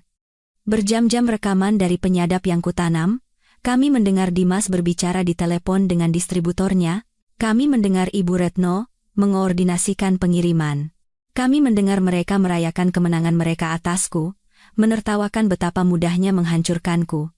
Dan kami mengumpulkan bukti. Begitu banyak bukti. Tapi kami belum bergerak, rencananya membutuhkan waktu yang tepat. Sambil menunggu, Bima merawatku. Dia memastikan aku makan, istirahat, pergi ke janji temu kehamilan. Dia mengubah kamar tamunya menjadi kamar bayi, mengisinya dengan barang-barang yang belum berani kubeli, tempat tidur bayi, meja ganti, pakaian kecil, selimut, dan mainan. Sedang bersarang? Kataku suatu sore, melihatnya merakit kursi goyang dengan konsentrasi yang tajam. Seseorang harus melakukannya. Kau terlalu sibuk merencanakan pembalasan? Dia mendongak, tersenyum. Lagi pula, aku akan menjadi paman Bima. Aku harus bersiap. Aku akan sangat memanjakannya. Tentu saja. Itu tugasmu. Normalitas saat-saat ini kedamaian domestik dalam mempersiapkan putriku saat kami merencanakan kehancuran ayahnya seharusnya terasa aneh. Tapi itu terasa benar. Inilah keluarga. Bukan dongeng yang kucoba paksakan dengan Dimas, tetapi sesuatu yang nyata, dan diperoleh dengan susah payah. Putriku sepertinya setuju. Dia kuat dan aktif, tumbuh tepat sesuai jadwal. Terkadang aku akan duduk di kamar yang dibuat Bima dan berbicara dengannya, menceritakan tentang dunia yang akan dia masuki, tentang paman yang sudah mencintainya, tentang bagaimana kita akan baik-baik saja tanpanya. Tapi kemudian, pada malam hari, aku akan kembali ke rekaman dan file, memicu kemarahanku. Akhirnya, setelah 3 minggu persiapan, semuanya sudah siap. Besok, kata Bima, kita mulai fase terakhir. Fase 1 adalah keuangan. Bima memiliki koneksi di mana-mana, bahkan di dunia perbankan. Menggunakan bukti yang kami kumpulkan, bukti pencucian uang Dimas, simpanan yang tidak dapat dijelaskan, perusahaan cangkang kami memicu penyelidikan penipuan. Pada Senin pagi berikutnya, semua rekening bank Dimas dibekukan sambil menunggu audit. Kami mendengarnya mengetahuinya melalui penyadap di ruang kerjanya. Dibekukan? Bagaimana bisa dibekukan? Aku punya cicilan rumah yang harus dibayar. Aku punya, mereka tidak bisa begitu saja membekukan rekeningku tanpa pemberitahuan. Kami mendengarnya menelepon pengacaranya, bankirnya, Pak Wijoyo. Semua orang memberinya jawaban yang sama. Itu adalah penyelidikan Polri. Tidak ada yang bisa mereka lakukan. Bisa memakan waktu berminggu-minggu untuk menyelesaikannya. Fase 2 adalah profesional. Sebuah petunjuk anonim dikirim ke majikan Dimas, perusahaan farmasi yang sah, tentang kejanggalan dalam laporan penjualannya, tentang perjalanan yang tidak sesuai dengan jadwalnya, tentang persediaan yang hilang. Belum ada yang ilegal secara langsung, hanya cukup untuk memicu penyelidikan internal. Pada hari Rabu, Dimas diskors dengan gaji sambil menunggu hasil penyelidikan. Kami mendengarnya memberitahu Ibu Retno, suaranya bergetar karena marah dan takut. Mereka sedang mengaudit semuanya. Setiap perjalanan, setiap penjualan, setiap laporan pengeluaran. Jika mereka menemukan, jika mereka menemukan tentang pengiriman, mereka tidak akan menemukannya, kata Ibu Retno. Tetapi suaranya goyah. Kita sudah berhati-hati. Kita sudah berhati-hati. Tapi seseorang mengejarku. Bang, sekarang ini bukan kebetulan. Kau pikir itu, Kirana? Kirana? Dimas tertawa pahit. Dia mungkin tinggal di selokan di suatu tempat. Dia tidak bisa mengatur ini, bahkan jika dia mencoba. Kepuasan mendengar itu, mengetahui dia tidak tahu sama sekali, sangat manis. Fase 3 adalah pribadi. Bima menyuruh orang-orangnya mengawasi Dimas, mengikutinya, mendokumentasikan segalanya. Kami sekarang punya foto Dimas dan Siska bersama. Berciuman, tangannya di perut hamilnya. Memasuki hotel di siang bolong. Foto-foto ini dikirimkan kepada Ibu Siska, Nyonya Wijoyo. Ternyata, dia sama sekali tidak tahu putrinya menjalin hubungan dengan pria yang sudah menikah. Dia jelas tidak tahu Siska hamil olehnya. Dan dia sama sekali tidak tahu suaminya, Pak Wijoyo, terlibat dalam kegiatan ilegal dengan Dimas. Ledakannya sangat spektakuler.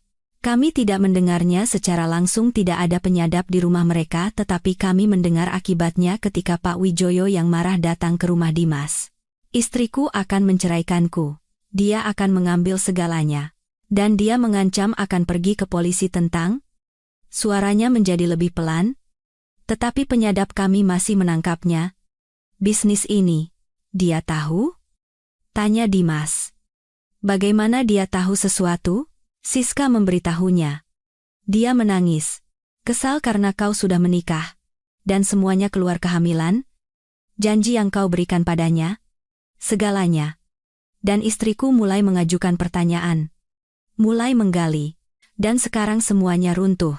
Dan Siska? Bagaimana dia? Dia berusia 23 tahun dan hamil oleh seorang pria menikah yang sedang diselidiki polisi. Hidupnya hancur. Pernikahanku hancur. Dan jika kita tidak bisa mengendalikan ini, aku akan... Tenang, kata Dimas, tetapi suaranya terdengar putus asa. Kita harus pintar tentang ini. Pintar? Apakah ini terlihat pintar? Rekeningmu dibekukan, kau diskors, istriku tahu segalanya. Dia tidak tahu segalanya. Dia tahu tentang perselingkuhan. Dia tidak tahu tentang pengiriman, tentang bisnis yang sebenarnya. Belum. Mereka berdebat selama 1 jam lagi. Kepanikan mereka meningkat. Keduanya mencoba mencari tahu siapa yang mengejar mereka, dan bagaimana menghentikannya. Tidak sekalipun mereka mencurigaiku. Fase 4 adalah hukum. Menggunakan bukti yang kami kumpulkan, pengacara Bima mengajukan gugatan cerai atas namaku. Bukan perceraian yang tenang dan mudah, tetapi perceraian yang sengit, dengan alasan penelantaran, kekejaman, dan perselingkuhan. Kami menyertakan laporan medis dari malam aku dirawat di rumah sakit, dengan catatan terperinci tentang paparan dingin dan kontraksi akibat stres. Kami menyertakan foto pintu yang tertutup dengan noda tangan berdarahku. Kami menyertakan pernyataan dari tetangga yang mendengarku berteriak. Dan kami menuntut hak asuh tunggal, tunjangan anak, tunjangan istri, dan setengah dari semua harta Gonogini. Surat-surat itu diserahkan kepada Dimas pada hari Jumat, tepat 4 minggu setelah dia membuangku ke dalam hujan. Kami mendengarnya membuka amplop itu. Kami mendengar keheningan panjang saat dia membaca, dan kemudian kami mendengar ledakan. Pelacur itu, dia menggugatku karena penelantaran, kekejaman. Dia menuntut setengah dari segalanya. Biarkan saja dia menuntut, kata Ibu Retno dingin. Dengan perjanjian pranikah dan bukti perselingkuhannya, dia tidak akan mendapatkan 1 sen pun. Bu, rekeningku dibekukan. Aku tidak bisa membayar pengacara. Aku tidak bisa membayar apa-apa. Gunakan dana darurat. Dana darurat apa? Semuanya terkunci di... Dia berhenti. Kecuali rekening luar negeri. Uang dari bisnis, jika aku menyentuhnya, penyelidikan mungkin. Apakah kau punya pilihan lain? Keheningan. Aku akan menelepon pengacara. Sempurna. Semakin banyak uang yang dia habiskan untuk melawanku, semakin sedikit yang akan dia miliki ketika semuanya runtuh. Dan itu akan runtuh. Fase 5 adalah pukulan telak. Sampai saat ini semua adalah persiapan, mengencangkan jerat. Sekarang saatnya untuk memberikan pukulan pamungkas. Bima telah mengumpulkan semuanya, setiap rekaman, setiap dokumen keuangan, setiap bukti perdagangan narkoba Dimas, dan Ibu Retno, pencucian uang, pengiriman ilegal, laporan penjualan palsu, hubungan dengan kejahatan terorganisir. Semuanya didokumentasikan dan diverifikasi dengan cermat. Kami punya 2 pilihan siapa yang akan menerima paket ini, Kejaksaan atau Polri. Bima menyarankan kami mengirimkannya ke keduanya. Redundansi, katanya dengan senyum dingin. Kalau satu lembaga bergerak lebih lambat dari yang lain. Tapi aku butuh satu hal lagi dulu. Sentuhan terakhir. Aku ingin menghadapi mereka, kataku pada Bima. Sebelum penangkapan, aku ingin mereka tahu bahwa itu aku. Dia menatapku dengan tajam. Itu berbahaya, dan tidak perlu. Kepuasan melihat mereka hancur seharusnya sudah cukup, seharusnya. Tapi tidak. Aku meletakkan tangan di perutku, di mana putriku, yang sekarang berusia 7 bulan, sedang meregangkan tubuh dan mendorong tulang rusukku. Mereka mencoba menghapusnya. Mereka ingin dia mati. Aku ingin mereka menatap mataku dan tahu bahwa dia selamat, aku selamat, dan kamilah yang menghancurkan mereka. Bima terdiam sejenak. Lalu dia mengangguk. Baiklah. Tapi abang ikut denganmu. Dan kita melakukannya dengan cara abang. Terkendali. Aman.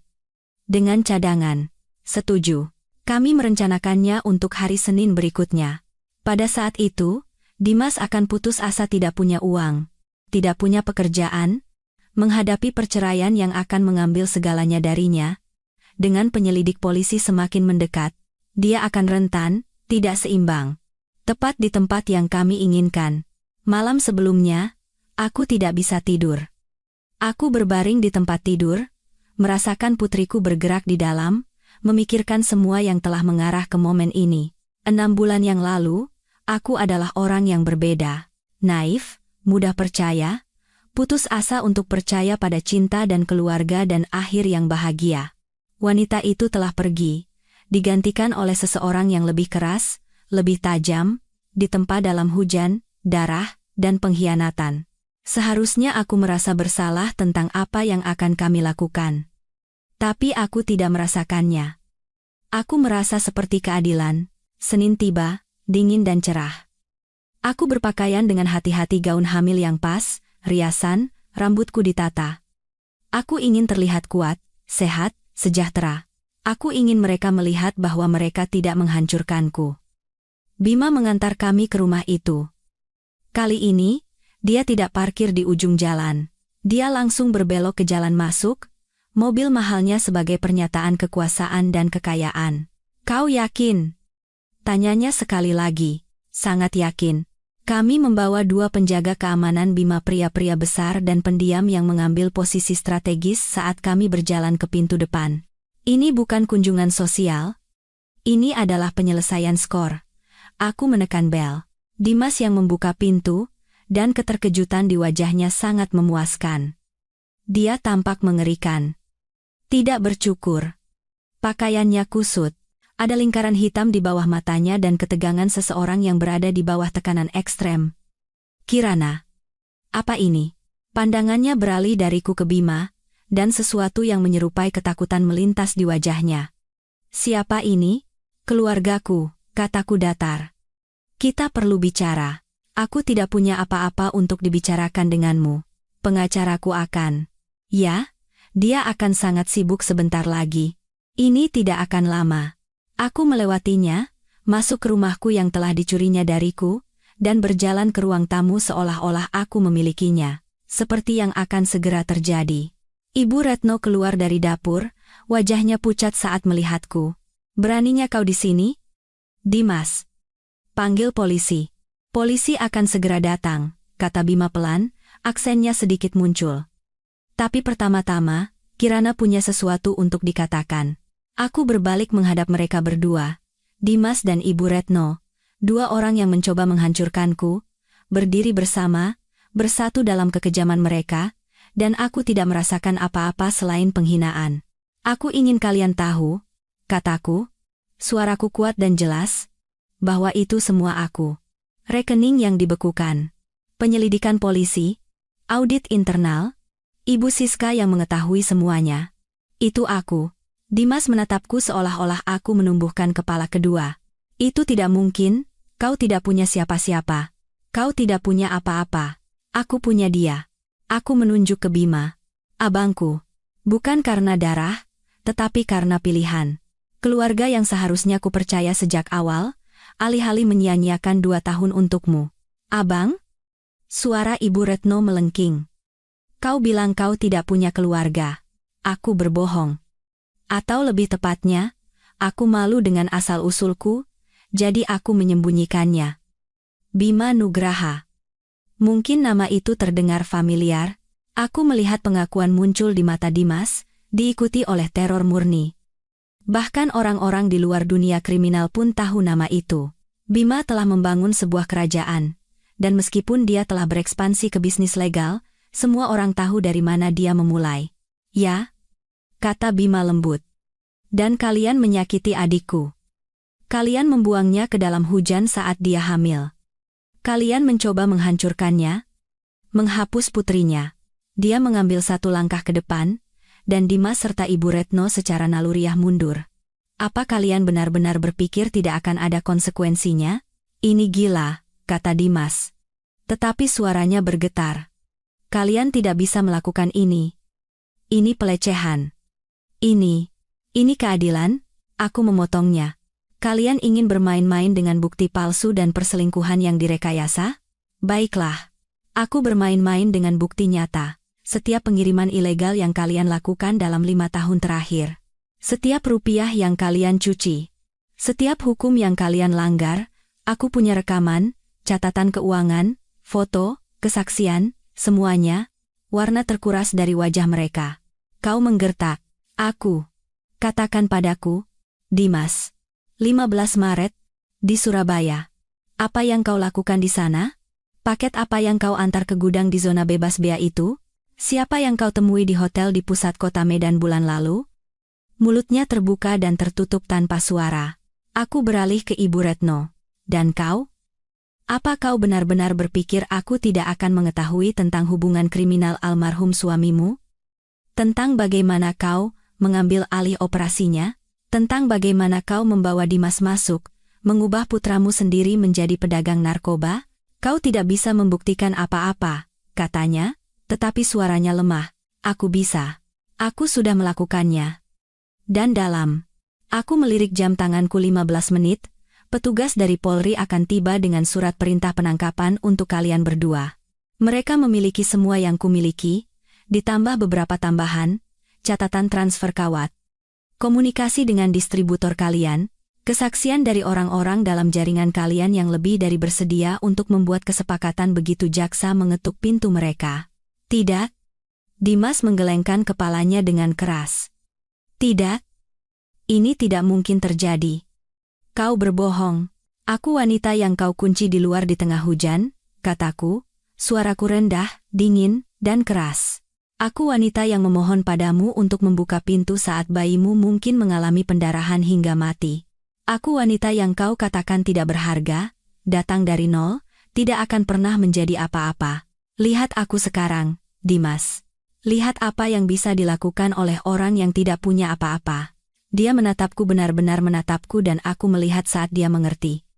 Ini bukan gertakan, bukan permainan. Ini adalah akhir dari semua yang telah dia bangun, semua yang pernah dia anggap remeh. Kirana, tolong. Suaranya pecah, dan dia benar-benar jatuh berlutut. Tolong. Kita bisa menyelesaikan ini. Aku membuat kesalahan. Aku tahu itu. Tapi apa? Kau akan berubah? Kau akan menjadi lebih baik? Kau akan mencintaiku? Aku tertawa, tawa yang pahit dan tajam. Simpan saja. Aku tidak ingin permintaan maafmu. Aku tidak ingin alasanmu. Aku ingin kau merasakan apa yang kurasakan malam itu, putus asa, ketakutan, benar-benar sendirian. Dan Siska? Ibu Retno mencoba meraih sedotan terakhir. Dia juga hamil anak Dimas? Apakah kau akan menghancurkan masa depan anak itu hanya untuk balas dendam? Siska berusia 23 tahun dan berselingkuh dengan pria menikah. Dia membuat pilihannya sendiri. Tapi bayinya, aku sedikit melunak, bayinya tidak bersalah, sama seperti bayiku. Itulah sebabnya bukti yang kuberikan kepada polisi tidak melibatkannya. Dia akan menghadapi konsekuensi sosial, tentu saja, tetapi dia tidak akan masuk penjara. Tidak seperti kalian berdua. Kau pelacur kecil yang tidak tahu berterima kasih, kata Ibu Retno, topengnya akhirnya terlepas. Pelacur kecil yang pendendam. Kami memberimu segalanya. Kalian tidak memberiku apa-apa selain rasa sakit, aku memotongnya. Kau mengkritikku, meremehkanku, membuatku merasa tidak berharga setiap hari. Dan ketika aku membutuhkan bantuan, ketika aku berdarah dan ketakutan, kau melihat keluar jendela dan tersenyum. Jadi tidak, Ibu Retno. Kau tidak bisa memainkan kartu korban sekarang. Sirene terdengar di kejauhan, semakin dekat. Kepala Dimas tersentak. Tidak. Oh ya, kata Bima dengan puas. Kalian punya waktu sekitar 2 menit sebelum mereka tiba. Saranku, gunakan dengan bijak. Mungkin telepon pengacara? Oh, tunggu. Kalian tidak bisa membayarnya lagi, kan? Sirene ada di luar sekarang. Pintu mobil dibanting, langkah kaki berat mendekat. Aku berjalan ke pintu dan membukanya, memperlihatkan unit taktis polisi, bersenjata lengkap. Nyonya Kirana Prakoso? Tanya petugas yang memimpin. Ya, ini adalah individu yang saya laporkan. Dimas Prakoso dan Retno Prakoso. Aku minggir. Silakan masuk. Silakan lakukan tugas Anda. Apa yang terjadi selanjutnya adalah kekacauan yang terkendali. Petugas menyerbu masuk ke dalam rumah, membacakan hak-hak mereka, memborgol Dimas dan Ibu Retno. Dimas menangis, benar-benar menangis, memohon agar mereka menunggu, mendengarkan, mengerti. Ibu Retno diam, menatapku dengan kebencian murni. Biarkan dia, kebencian tidak berarti apa-apa saat kau menghadapi hukuman 20 tahun penjara. Saat mereka dibawa pergi, Dimas mencoba satu kali lagi. Kirana, tolong, pikirkan putri kita. Jangan biarkan dia tumbuh dewasa dengan mengetahui ayahnya di penjara. Aku melangkah di depannya, memaksanya untuk menatap mataku. Putri kita akan tumbuh dewasa dengan mengetahui ayahnya adalah seorang penjahat yang mencoba menghapus keberadaannya. Dia akan tumbuh dewasa dengan mengetahui ibunya cukup kuat untuk membela dirinya sendiri, dan dia akan tumbuh dewasa dikelilingi oleh keluarga yang benar-benar mencintainya. Paman Bima dan siapapun yang kupilih untuk kubawa ke dalam hidup kami. Tapi kau hanya akan menjadi sebuah kisah peringatan, tidak lebih. Wajahnya hancur. Dan petugas menyeretnya pergi. Ibu Retno berhenti saat dia dibawa melewatiku. Ini belum berakhir. Sudah berakhir, kataku pelan. Kau hanya belum menerimanya. Dia dibawa pergi, dimasukkan ke dalam mobil polisi, dan pergi. Aku berdiri di ambang pintu rumah yang pernah menjadi penjaraku, melihat mereka menghilang, dan aku merasa hampa. Bukan puas, bukan kemenangan. Hanya hampa. Tangan Bima mendarat di bahuku. Kau baik-baik saja? Aku tidak tahu. Aku mengakui, Kupikir aku akan merasa lebih baik melihat mereka ditangkap. Mengetahui mereka akan masuk penjara, kupikir itu akan memperbaiki sesuatu di dalam diriku. Balas dendam jarang melakukannya. Tapi keadilan. Dia memutarku untuk menghadapnya. Keadilan memberimu penutupan. Kemampuan untuk melanjutkan. Mereka tidak bisa menyakitimu lagi. Kirana. Kau bebas. Bebas? Atau apakah aku hanya menukar satu penjara dengan penjara lain, yang dibangun dari kemarahan dan kepahitan alih-alih cinta dan kepercayaan? Seolah merasakan kebingunganku, putriku menendang tulang rusukku dengan keras. Aku meletakkan tangan di perutku, merasakan gerakannya, dan sesuatu menenangkan diriku. Aku tidak terjebak. Dan aku tidak melakukan ini untuk balas dendam, tidak juga, aku melakukannya untuknya. Untuk memastikan dia akan tumbuh di dunia di mana ayahnya tidak bisa menyakitinya, di mana neneknya tidak bisa meracuninya, di mana keadilan, sungguh, berarti sesuatu. Ayo pulang, kataku pada Bima. Kami meninggalkan rumah itu, membiarkan petugas menggeledahnya untuk bukti lebih lanjut yang mereka butuhkan. Aku tidak lagi peduli pada bangunan itu. Itu tidak pernah menjadi rumah. Rumah adalah tempat putriku dan aku aman. Dan untuk saat ini, itu bersama Bima. Minggu-minggu berikutnya adalah pusaran proses hukum, perhatian media, dan komplikasi yang tak terduga. Penangkapan itu menjadi berita besar. Perwakilan farmasi dan ibu ditangkap dalam jaringan narkoba jutaan dolar. Media meliputnya, terutama ketika detail perselingkuhan Dimas, pacar hamil, dan istri hamil yang ditinggalkan muncul. Aku menjadi cerita human interest, pembalasan istri hamil. Bagaimana dia menjatuhkan suami pedagang narkobanya. Beberapa outlet melukiskanku sebagai pahlawan, yang lain sebagai wanita pendendam yang seharusnya menceraikannya dengan tenang dan melanjutkan hidup. Aku tidak peduli apa yang mereka pikirkan, aku punya hal-hal yang lebih penting untuk diperhatikan, seperti perceraian. Dengan Dimas ditahan sambil menunggu persidangan, tidak mampu membayar pengacara, dan dihadapkan pada bukti yang melimpah atas kejahatannya, prosesnya berjalan cepat. Perjanjian pranikah dibatalkan ternyata, klausul perselingkuhan tidak berlaku ketika pihak yang menuduh merekayasa bukti dan melakukan banyak kejahatan. Aku diberikan hak asuh tunggal atas putri kami, rumah yang segera kujual. Aku tidak ingin melihatnya lagi, dan setengah dari sisa aset perkawinan yang sah setelah penyitaan pemerintah. Tidak banyak sebagian besar kekayaan Dimas ilegal dan disita tetapi cukup, bersama dengan dukungan Bima, untuk memulai kembali. Pak Wijoyo juga ditangkap, dan perusahaannya runtuh di bawah skandal itu. Ibu Siska mengajukan gugatan cerai dan membawa putrinya pindah ke provinsi lain untuk tinggal bersama keluarga. Aku merasa sedikit kasihan pada Siska. Dia bodoh dan egois, tetapi dia juga muda dan dimanipulasi oleh penjahat yang lebih tua dan lebih berpengalaman. Aku meminta pengacara Bima mengiriminya pesan. Aku tidak tertarik untuk menuntutnya secara hukum. Anaknya pantas mendapatkan kesempatan dalam hidup, bahkan jika ayahnya masuk penjara. Dia tidak pernah membalas, tetapi aku berharap dia berhasil, memulai kembali, dan menjadi lebih baik. Adapun Ibu Retno, dia tetap membenciku sampai hari persidangan. Dia menolak tawaran pembelaan, yakin dia bisa memenangkan kasusnya. Dia salah. Buktinya sangat banyak. Dan juri hanya butuh waktu kurang dari 4 jam untuk memutuskan dia bersalah atas semua tuduhan. 25 tahun. Dia akan berusia lebih dari 80 tahun sebelum melihat kebebasan lagi. Dimas mengambil tawaran pembelaan, 15 tahun sebagai imbalan atas kesaksian melawan ibunya dan informasi tentang jaringan distribusi.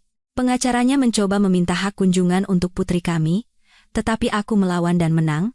Tidak ada kontak sampai dia berusia 18 tahun. Dan hanya jika dia memilih, aku ragu dia akan memilih. Selama semua ini, aku menjadi lebih besar, lebih lambat, dan lebih tidak nyaman. Putriku kehabisan ruang, dan tubuhku bersiap untuk kedatangannya. Dokter mengatakan semuanya berjalan baik. Aku tidak menderita efek jangka panjang dari malam yang mengerikan di tengah hujan itu. Dia kuat, aktif, dan tumbuh tepat sesuai jadwal. Aku memutuskan untuk menamainya Cahaya. Nama yang kuat, seperti dirinya. Seorang pejuang. Kau tahu dia akan membenci nama yang begitu serius, kan? Bima bercanda ketika aku memberitahunya. Kalau begitu dia akan punya sesuatu untuk dikeluhkan pada terapisnya, kataku sambil tersenyum. Bersama dengan semua yang lain. Kau akan menjadi ibu yang hebat. Bagaimana kau tahu? Karena kau sudah memikirkan terapis masa depannya. Itu namanya perencanaan. Aku tertawa, dan rasanya enak. Untuk pertama kalinya dalam beberapa bulan, aku merasa bisa bernapas tanpa beban kemarahan dan ketakutan yang menghimpitku. Rumah itu terjual dengan cepat. Ketenaran, tampaknya, membantu. Ada penggemar kejahatan nyata yang ingin memiliki sepotong sejarah. Aku menggunakan uang itu untuk membeli tempat yang lebih kecil di dekat apartemen Bima. Apartemen 2 kamar tidur dengan banyak cahaya dan taman umum di dekatnya. Tidak mewah, tapi itu milikku, benar-benar milikku. Hanya namaku yang ada di akta. Bima membantuku pindah, merakit kamar cahaya, bersiap untuk kedatangannya. Dia tampak lebih bersemangat daripadaku, terus-menerus membeli pakaian bayi, mainan, dan buku. Dia bahkan belum bisa membaca. Kataku ketika dia datang dengan sekotak buku papan. Dia akan bisa. Aku ingin siap. Aku akan sangat memanjakannya. Itulah rencananya. Aku bersarang, mempersiapkan, menunggu. Persidangan selesai, pers pindah ke skandal lain. Dan perlahan, diam-diam, aku mulai sembuh. Bukan sepenuhnya. Aku masih mengalami mimpi buruk tentang hujan, tentang pintu yang tertutup, tentang mata dingin Dimas. Aku masih tersentak saat mendengar guntur. Aku masih memiliki saat-saat di mana kemarahan begitu kuat sehingga aku harus bernapas melaluinya. Tetapi aku juga memiliki saat-saat damai. Duduk di kamar cahaya, merasakan gerakannya, membayangkan kehidupan yang akan kami bangun bersama. Makan malam bersama Bima, menertawakan leluconnya yang buruk, merasa aman dan dicintai dengan cara yang tidak pernah kurasakan dengan Dimas. Inilah keluarga, keluarga yang nyata, bukan dongeng yang kucoba paksakan, tetapi sesuatu yang lebih kuat, diperoleh dengan susah payah, dan jauh lebih berharga. 2 minggu sebelum tanggal kelahiranku, aku mendapat kunjungan tak terduga. Aku sendirian di rumah, melipat pakaian bayi dan mencoba memutuskan apa yang harus dimasukkan ke dalam tasku untuk ke rumah sakit ketika bel pintu berbunyi. Aku mengintip melalui lubang intip Bima telah memasang sistem keamanan dan membuatku berjanji untuk selalu memeriksa sebelum membuka dan melihat seorang wanita yang tidak kukenal. Setengah baya. Berpakaian bagus, dengan mata yang baik dan ekspresi yang tidak pasti. Ada yang bisa saya bantu? Aku memanggil melalui pintu. Nyonya Kirana Prakoso? Nama saya Malini, saya seorang pekerja sosial dari Dinas Sosial. Maaf mengganggu, tapi saya harap kita bisa bicara. Darahku membeku. Dinas Sosial? Dimas? Tapi dia di penjara. Dia tidak bisa. Aku membuka pintu, rantai pengaman masih terpasang. Tentang apa ini? Bolehkah saya masuk? Saya berjanji ini bukan penyelidikan atau sesuatu yang mengkhawatirkan. Saya hanya punya beberapa informasi yang menurut saya harus Anda ketahui. Setiap naluri berteriak bahaya, tetapi matanya benar-benar baik, dan aku punya nomor telepon darurat Bima jika ada yang salah. Aku membiarkannya masuk, menunjuk ke sofa, dan duduk di kursi berlengan di seberangnya, tangan secara protektif di atas perutku. Tentang apa ini, Bu Malini? Bu Malini mengeluarkan sebuah map. Sebenarnya, saya tidak di sini dalam kapasitas resmi. Saya di sini karena saya mengenal ibumu. Dunia miring. Apa? Ibu kandungmu, Anindita. Dia adalah salah satu kasus saya bertahun-tahun yang lalu, ketika kau pertama kali ditempatkan di panti asuhan. Aku tidak bisa bernapas. Ibuku adalah hantu, lubang dalam sejarahku. Aku telah diberitahu bahwa dia meninggalkanku di rumah sakit saat aku berusia 3 bulan, tidak pernah ditemukan, dan aku tidak akan pernah tahu siapa dia. Saya tidak mengerti, hanya itu yang bisa kukatakan. Anindita tidak meninggalkanmu, kata Bu Malini lembut. Dia dibunuh oleh ayahmu, seorang pria bernama Wira. Dia terlibat dalam kejahatan terorganisir, dan ketika Anindita mencoba meninggalkannya untuk melindungimu, mereka menemukanmu bersamanya. Kau terlalu kecil untuk mengingatnya, syukurlah. Air mata mengalir di pipiku. Kenapa? Kenapa kau memberitahuku sekarang? Karena Wira meninggal di penjara tahun lalu. Dan karena ketika kasusmu menjadi berita apa yang terjadi dengan suamimu saya melihat namamu, Kirana. Kau masih menggunakan nama belakang ibumu, dan saya pikir kau pantas mengetahui kebenarannya. Bahwa ibumu mencintaimu. Dia mati saat mencoba menyelamatkanmu. Dia mengeluarkan sebuah foto dari map, dan memberikannya padaku. Seorang wanita muda, dengan rambut gelap dan mataku, sedang menggendong seorang bayi dengan senyum cinta murni. Ini satu-satunya foto yang kami temukan di antara barang-barangnya. Saya menyimpannya, berharap suatu hari nanti saya bisa memberikannya padamu. Aku memegang foto itu dengan tangan gemetar, menatap ibu yang tidak pernah kukenal, melihat cinta yang tidak pernah kudapatkan darinya tetapi selalu ada di sana. Dia pemberani, lanjut Bu Malini, meninggalkan pria berbahaya, mencoba melindungi putrinya, bahkan ketika dia tahu apa akibatnya. Kau mendapatkan kekuatanmu darinya?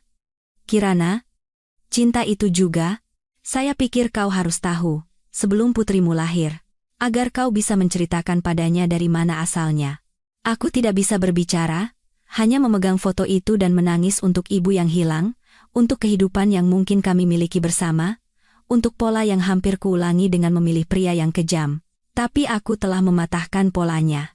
Aku telah melawan, aku telah melindungi putriku, sama seperti ibuku mencoba melindungiku. Setelah Bu Malini pergi, aku duduk di kamar cahaya, memegang foto itu, merasakan cahaya bergerak di dalam, dan aku merasakan sesuatu bergeser. Kemarahan hampa yang telah mendorongku selama berbulan-bulan akhirnya mulai mereda, digantikan oleh sesuatu yang lebih lembut, tetapi tidak kalah kuat. Tujuan. Aku akan membesarkan putriku menjadi kuat, untuk mempercayai nalurinya, untuk tidak pernah menerima kurang dari yang pantas dia dapatkan. Aku akan menceritakan padanya tentang Nenek Anindita, yang berjuang demi cinta, dan Paman Bima, yang membuktikan bahwa keluarga adalah apa yang kau buat. Dan ya, tentang ayahnya, agar dia mengerti bahwa terkadang orang yang seharusnya mencintaimu akan menyakitimu, dan saat itulah kau harus cukup mencintai dirimu sendiri untuk pergi. Atau, dalam kasusku, untuk membakar dunia mereka sampai habis dan bangkit dari abunya. Cahaya lahir pada tanggal 15 Januari, 3 hari setelah tanggal perkiraan, setelah 18 jam persalinan yang hampir membunuhku. Oke, itu dramatis, tapi rasanya seperti itu. Bima ada di sana sepanjang waktu, memegang tanganku, membiarkanku berteriak padanya, memberiku es batu dan dorongan, dan mengancam dokter jika mereka tidak memberiku lebih banyak pereda nyeri. Kau hebat, katanya berulang kali. Aku membencimu, aku terengah-engah di antara kontraksi. Aku tahu. Bernapaslah. Ketika cahaya akhirnya lahir, dengan berat 3,3 kilogram, rambut gelap lebat, dan paru-paru yang bisa memecahkan kaca, aku melupakan setiap detik rasa sakit. Dia diletakkan di dadaku, makhluk kecil yang sempurna ini, dan aku jatuh cinta dengan cara yang belum pernah kurasakan sebelumnya. Inilah cinta tanpa syarat itu. Ganas, protektif, bukan hal yang putus asa dan cemas yang kurasakan untuk Dimas, selalu bertanya-tanya apakah aku cukup baik. Ini adalah kepastian. Aku akan mati untuk anak ini. Sebenarnya, aku hampir melakukannya. Sempurna. Bisik Bima. Air mata mengalir di pipinya. Kirana. Dia sempurna. Ya. Aku tidak bisa melepaskan pandanganku dari wajahnya. Dia memang sempurna.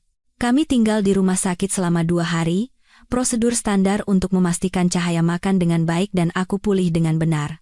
Para perawat sangat luar biasa, mengajariku cara menyusui, mengganti popok, dan bertahan hidup dengan tidur 2 jam. Bima mengunjungi kami setiap hari, membawa bunga, boneka binatang, dan lebih banyak pakaian bayi. Dia menggendong cahaya seolah-olah dia terbuat dari kaca, berbicara padanya dalam bahasa Indonesia, berjanji akan memberinya dunia. Dia akan menjadi pembuat onar, aku tahu itu, katanya padanya, sama seperti ibumu. Tapi Paman Bima akan mengajarimu cara menjadi pintar, cara agar tidak tertangkap. Tolong jangan ajari putriku menjadi penjahat, kataku, tetapi aku tersenyum. Aku mengajarinya strategi. Itu berbeda. Pada hari kami diizinkan pulang. Aku sedang mengemasi barang-barang kami ketika ada ketukan di pintu. Seorang wanita berdiri di sana, lebih tua, lebih formal, dengan lencana yang bertuliskan petugas penghubung penjara. Perutku melilit. Nyonya Prakoso? Saya di sini karena suami Anda, Dimas Prakoso, telah meminta untuk bertemu putrinya. Dia berhak atas kunjungan yang diawasi sebelum perintah penahanan sepenuhnya berlaku. Tidak. Dia terkejut. Maaf, tidak. Dia tidak akan menemuinya. Tidak sekarang, tidak pernah. Nyonya, secara hukum, dia berhak. Dia tidak berhak atas apapun. Dia membuangku ke dalam hujan saat aku hamil dengannya. Dia mencoba merekayasa bukti untuk mengklaim dia bukan miliknya untuk menghindari tanggung jawab. Dia dipenjara karena perdagangan narkoba. Dia tidak akan bertemu dengan putriku. Perintah pengadilan menyatakan tidak ada kontak sampai dia berusia 18 tahun. Periksa lagi dokumen Anda. Aku telah meminta pengacara Bima memeriksa setiap kata dari perintah itu. Aku tahu persis apa yang dikatakannya. Wanita itu memeriksa tabletnya, dan wajahnya berubah. Maaf. Anda benar. Saya diberi informasi yang sudah usang.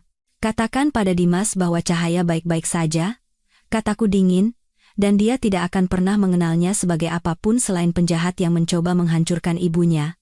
Sekarang, silakan pergi. Dia pergi. Aku menutup pintu, duduk dengan putriku di pelukanku, dan menangis, bukan karena kesedihan, tetapi karena lega. Dari kepastian bahwa aku telah melindunginya, bahwa Dimas tidak akan pernah menyentuhnya, tidak akan pernah menyakitinya, tidak akan pernah membuatnya merasa seperti yang dia buat aku rasakan. Kau aman, sayang, bisikku.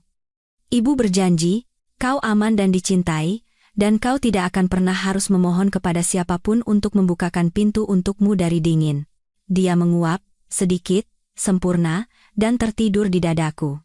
Kami pulang ke apartemen kami, apartemen Cahaya dan aku, dan dalam beberapa hal, apartemen Bima juga, karena dia ada di sana begitu sering sehingga seolah-olah dia tinggal di sana. Dia mengambil cuti 2 minggu dari berbagai bisnisnya untuk membantuku menyesuaikan diri dengan peran sebagai ibu. Beberapa minggu pertama itu adalah kabut menyusui, kurang tidur, menangis, kami berdua, dan perlahan-lahan belajar menjadi ibu. Itu adalah hal tersulit yang pernah kulakukan. Lebih sulit daripada menjatuhkan Dimas, lebih sulit daripada selamat dari pengkhianatannya. Tapi itu juga yang terbaik. Setiap senyuman, bahkan yang katanya hanya gas. Setiap tangan kecil yang melingkari jariku, setiap saat dia tertidur nyenyak di pelukanku. Itu semua sepadan. Bima adalah seorang yang alami. Dia bisa menenangkannya saat aku tidak bisa. Dia bisa mengganti popok lebih cepat dariku. Dia bisa bertahan dengan lebih sedikit tidur dariku. Dia membacakannya cerita setiap malam, cerita yang tidak begitu kupahami tetapi sepertinya menenangkannya. Kau lebih baik dalam hal ini daripadaku, kataku suatu malam, melihatnya menidurkan Cahaya. Tidak mungkin. Kau ibunya. Kau sempurna dalam hal ini. Aku tidak merasa sempurna. Aku merasa seperti gagal setengah waktu. Itu berarti kau melakukannya dengan baik. Satu-satunya orang tua yang berpikir mereka sempurna adalah mereka yang tidak peduli. Dia menatap Cahaya, ekspresinya lembut dengan cara yang belum pernah kulihat sebelumnya. Dia beruntung memilikimu, Kirana, kau berjuang untuknya bahkan sebelum dia lahir. Kau membakar seluruh duniamu untuk menjaganya tetap aman. Itulah cinta. Mungkin dia benar. Mungkin cinta bukanlah hal yang lembut dan halus seperti yang pernah kupikirkan dengan Dimas. Mungkin cinta itu ganas dan protektif dan siap menghancurkan apapun yang mengancamnya. Saat Cahaya tumbuh 1 bulan, 2, 3 aku perlahan-lahan membangun kembali diriku. Bukan wanita yang sama seperti sebelum Dimas. Wanita itu telah pergi. Tapi seseorang yang baru. Lebih keras, ya, tetapi juga lebih kuat. Lebih percaya diri pada diriku sendiri dan pada apa yang akan kuterima. Aku mulai menemui seorang terapis. Bukan karena aku merasa bersalah tentang apa yang kulakukan pada Dimas dan Ibu Retno, aku tidak merasakannya, tetapi karena aku ingin memproses trauma, untuk memastikan aku tidak mewariskan kerusakanku pada Cahaya. Terapisku hebat. Dia tidak menghakimiku karena balas dendam, tidak mencoba membuatku merasa buruk tentang itu. Sebaliknya, dia membantuku melihatnya apa adanya. Respons terhadap trauma, cara untuk merebut kembali kekuasaan ketika aku merasa tidak berdaya. Apakah kau menyesalinya? Tanyanya suatu sesi. Aku berpikir dengan hati-hati. Aku menyesal mempercayai Dimas. Aku menyesal mengabaikan naluriku tentang Ibu Retno. Aku menyesal tidak menelepon Bima lebih cepat. Tapi menjatuhkan mereka? Tidak, mereka pantas mendapatkannya. Apakah kau merasa aman sekarang? Ya. Untuk pertama kalinya dalam kehidupan dewasaku, aku merasa aman. Dan memang begitu. Tinggal di tempatku sendiri dengan putriku, dengan Bima sebagai keluarga kami, aku akhirnya merasa seperti telah menemukan pijakan yang kokoh. Aku mulai bekerja lepas lagi, pekerjaan desain grafis yang bisa kulakukan dari rumah saat Cahaya tidur siang. Rasanya senang menggunakan otakku untuk sesuatu selain skema balas dendam dan jadwal bayi. Bima mendorongku untuk kembali ke sekolah, menyelesaikan gelar yang telah kumulai sebelum bertemu Dimas. Kau pintar, Kirana. Kau harus menggunakannya. Mungkin nanti, saat Cahaya lebih besar, kataku, tetapi aku mempertimbangkannya. 6 bulan setelah kelahiran Cahaya, aku menerima surat dari Dimas. Naluri pertamaku adalah membakarnya tanpa dibaca, tetapi rasa penasaran menguasaiku. Kirana, aku tahu kau mungkin tidak ingin mendengar dariku. Aku tahu aku tidak punya hak untuk meminta apapun darimu. Tapi aku tetap akan melakukannya. Aku minta maaf. Aku tahu itu tidak cukup, itu tidak membatalkan apa yang telah kulakukan, tapi itu benar. Aku kejam, egois, dan pengecut. Aku membiarkan ibuku meracuni pikiranku terhadapmu. Aku membiarkan keserakahan dan ketakutan mengendalikan keputusanku. Aku menghancurkan hal terbaik yang pernah terjadi padaku karena aku terlalu bodoh untuk melihat apa yang kumiliki. Aku sering memikirkan malam itu. Malam aku menguncimu di luar. Aku bisa mendengarmu memohon untuk masuk. Aku bisa mendengarmu memberitahuku kau berdarah. Dan aku tidak melakukan apa-apa. Aku duduk di dalam bersama ibuku dan meyakinkan diriku sendiri kau sedang mendramatisir. Aku bisa saja membunuhmu. Aku bisa saja membunuh putri kita, dan aku hampir melakukannya, semua karena aku terlalu pengecut untuk menghadapi apa yang telah menjadi diriku. Aku tidak mengharapkan pengampunan. Aku tidak pantas mendapatkannya. Tapi aku ingin kau tahu bahwa aku senang dia hidup. Aku senang kau selamat, dan aku senang kau menghancurkanku, karena aku pantas mendapatkannya. Beritahu Cahaya, ketika dia sudah cukup besar, bahwa ayahnya adalah monster. Tapi beritahu dia bahwa ibunya adalah seorang pejuang yang melindunginya darinya. Dia beruntung memilikimu. Aku minta maaf untuk segalanya, Dimas. Aku membacanya 2 kali, lalu aku menyimpannya di laci, bersama dengan dokumen lain dari masa itu, surat cerai, laporan medis, artikel berita tentang penangkapan. Suatu hari, ketika Cahaya sudah dewasa, jika dia ingin tahu cerita lengkapnya, itu akan ada di sana. Tapi aku tidak membalas. Dimas tidak pantas mendapatkan kata-kataku, bukan pengampunanku, bukan pengakuanku, rasa bersalahnya adalah miliknya untuk dijalani. Aku punya hal-hal yang lebih penting untuk diperhatikan. Cahaya berulang tahun yang ketiga hari ini, dan saat ini dia sedang membantu Paman Bima menghias kue ulang tahunnya, yang berarti lebih banyak lapisan gula yang masuk ke mulutnya daripada ke kue, tapi dia membiarkannya karena dia tidak bisa menolak apapun yang dimintanya. Mama, lihat. Dia mengangkat tangan yang berlumuran warna biru dengan bangga. Aku lihat, sayang. Kau biru. Mungkin kita harus meletakkan sebagian lapisan gula itu di kue, saranku. Paman Bima bilang ini hari ulang tahunku. Aku yang membuat aturan. Aku melirik Bima. Dia mengangkat bahu tanpa penyesalan. Ini hari ulang tahunnya. Kau menciptakan monster. Dia sempurna, katanya, mencium puncak kepala Cahaya, sama seperti ibunya. Kami berada di apartemen kami, sebenarnya, karena Bima secara resmi pindah 6 bulan yang lalu. Masuk akal. Dia ada di sini setiap hari, membantu merawat Cahaya, dan ketika dia bertanya apakah kami ingin mencari tempat yang lebih besar bersama, aku berkata ya. Bukan secara romantis Bima dan aku tidak pernah seperti itu, tidak akan pernah tetapi sebagai sebuah keluarga. Sebagai mitra dalam membesarkan gadis kecil yang luar biasa, keras kepala, dan cemerlang ini. Tentu saja. Rumah baru kami memiliki 3 kamar tidur. 1 untukku, 1 untuk Bima, dan 1 untuk Cahaya, yang telah didekorasi dengan setiap putri dan dinosaurus yang bisa dia bujuk dari paman Bima, yaitu semuanya. Aku tidak bercanda tentang dia yang tidak bisa menolak. Hidup ini baik. Benar-benar baik. Aku menyelesaikan gelarku tahun lalu, lulus dengan predikat cum laude dalam desain grafis. Aku bekerja dari rumah, mengambil klien yang kupilih. Bima terus mengembangkan bisnisnya, menjadi semakin sah sebagian karena dia ingin menjadi panutan yang baik untuk Cahaya. Kami tidak kaya raya, tetapi kami hidup nyaman. Yang lebih penting, kami bahagia. Cahaya tidak mengenal ayahnya.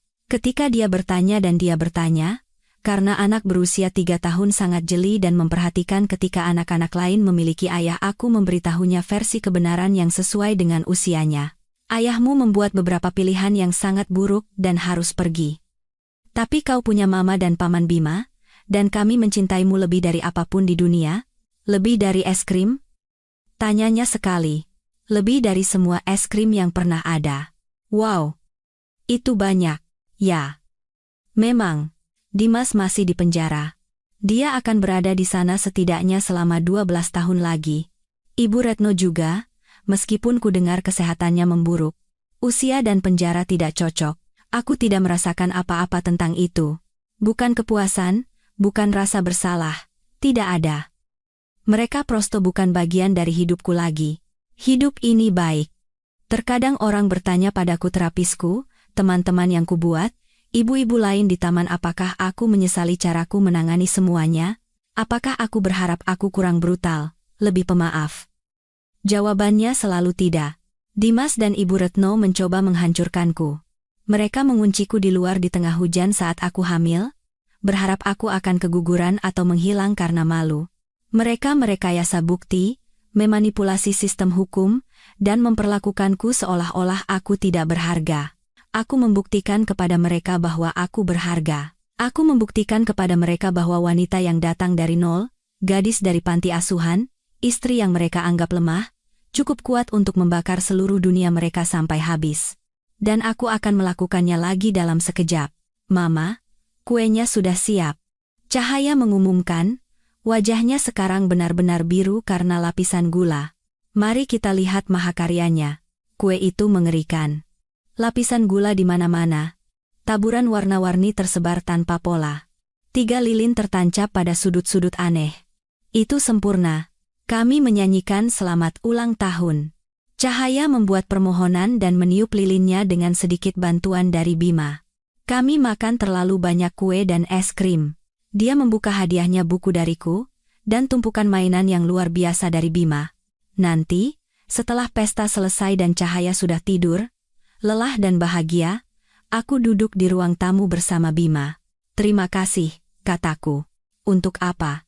Karena memanjakan putriku. Itu tugasku, untuk segalanya. Karena menemukanku malam itu, karena membantuku melawan, karena menjadi keluarga yang kubutuhkan. Dia mengambil tanganku, meremasnya dengan lembut. Kau juga keluargaku? Kirana. Selalu begitu. Sejak panti asuhan hingga sekarang, kau satu-satunya hal yang baik dan stabil dalam hidupku. Kita berhasil. Kan? Kataku. Meskipun semuanya, kita lebih dari berhasil. Kita menang. Dan kami memang menang. Bukan karena Dimas di penjara, atau karena Ibu Retno menderita, atau karena aku mendapatkan balas dendamku. Kami menang karena aku duduk di sini, aman dan dicintai, dengan putriku tidur nyenyak di kamar sebelah. Karena aku telah mematahkan siklus pelecehan dan memilih jalan yang berbeda. Karena aku mengajarkan diriku sendiri, bahwa aku pantas mendapatkan yang lebih baik, dan kemudian memastikan aku mendapatkannya. Gadis yang berdiri di teras itu, di tengah hujan, berdarah dan hancur, tidak hanya selamat. Dia menjadi baru, seseorang yang lebih keras, ya, tetapi juga seseorang yang lebih kuat. Seseorang yang tidak akan pernah lagi memohon kepada siapapun untuk membukakan pintu untuknya. Karena sekarang, aku membangun pintuku sendiri. Aku yang memutuskan siapa yang masuk, dan siapapun yang mencoba mengunciku di luar. Yah, Mereka telah melihat apa yang terjadi, dan mereka masih membayarnya. Aku berjalan ke kamar Cahaya, mengintipnya saat dia tidur, memeluk boneka beruang favoritnya hadiah dari Bima, tentu saja. Dia damai, aman, dicintai, inilah yang kuperjuangkan. Bukan untuk balas dendam, meskipun itu memuaskan. Bukan untuk keadilan, meskipun itu penting. Aku berjuang untuk saat ini, agar putriku bisa tidur dengan aman, tanpa rasa takut, di rumah yang penuh cinta. Agar dia tumbuh dewasa dengan mengetahui ibunya cukup kuat untuk melindunginya dari apapun bahkan dari ayahnya sendiri. Aku memikirkan wanita yang pernah menjadi diriku 3 tahun yang lalu, putus asa akan penerimaan, bersedia menerima kekejaman karena aku terlalu takut sendirian, yakin bahwa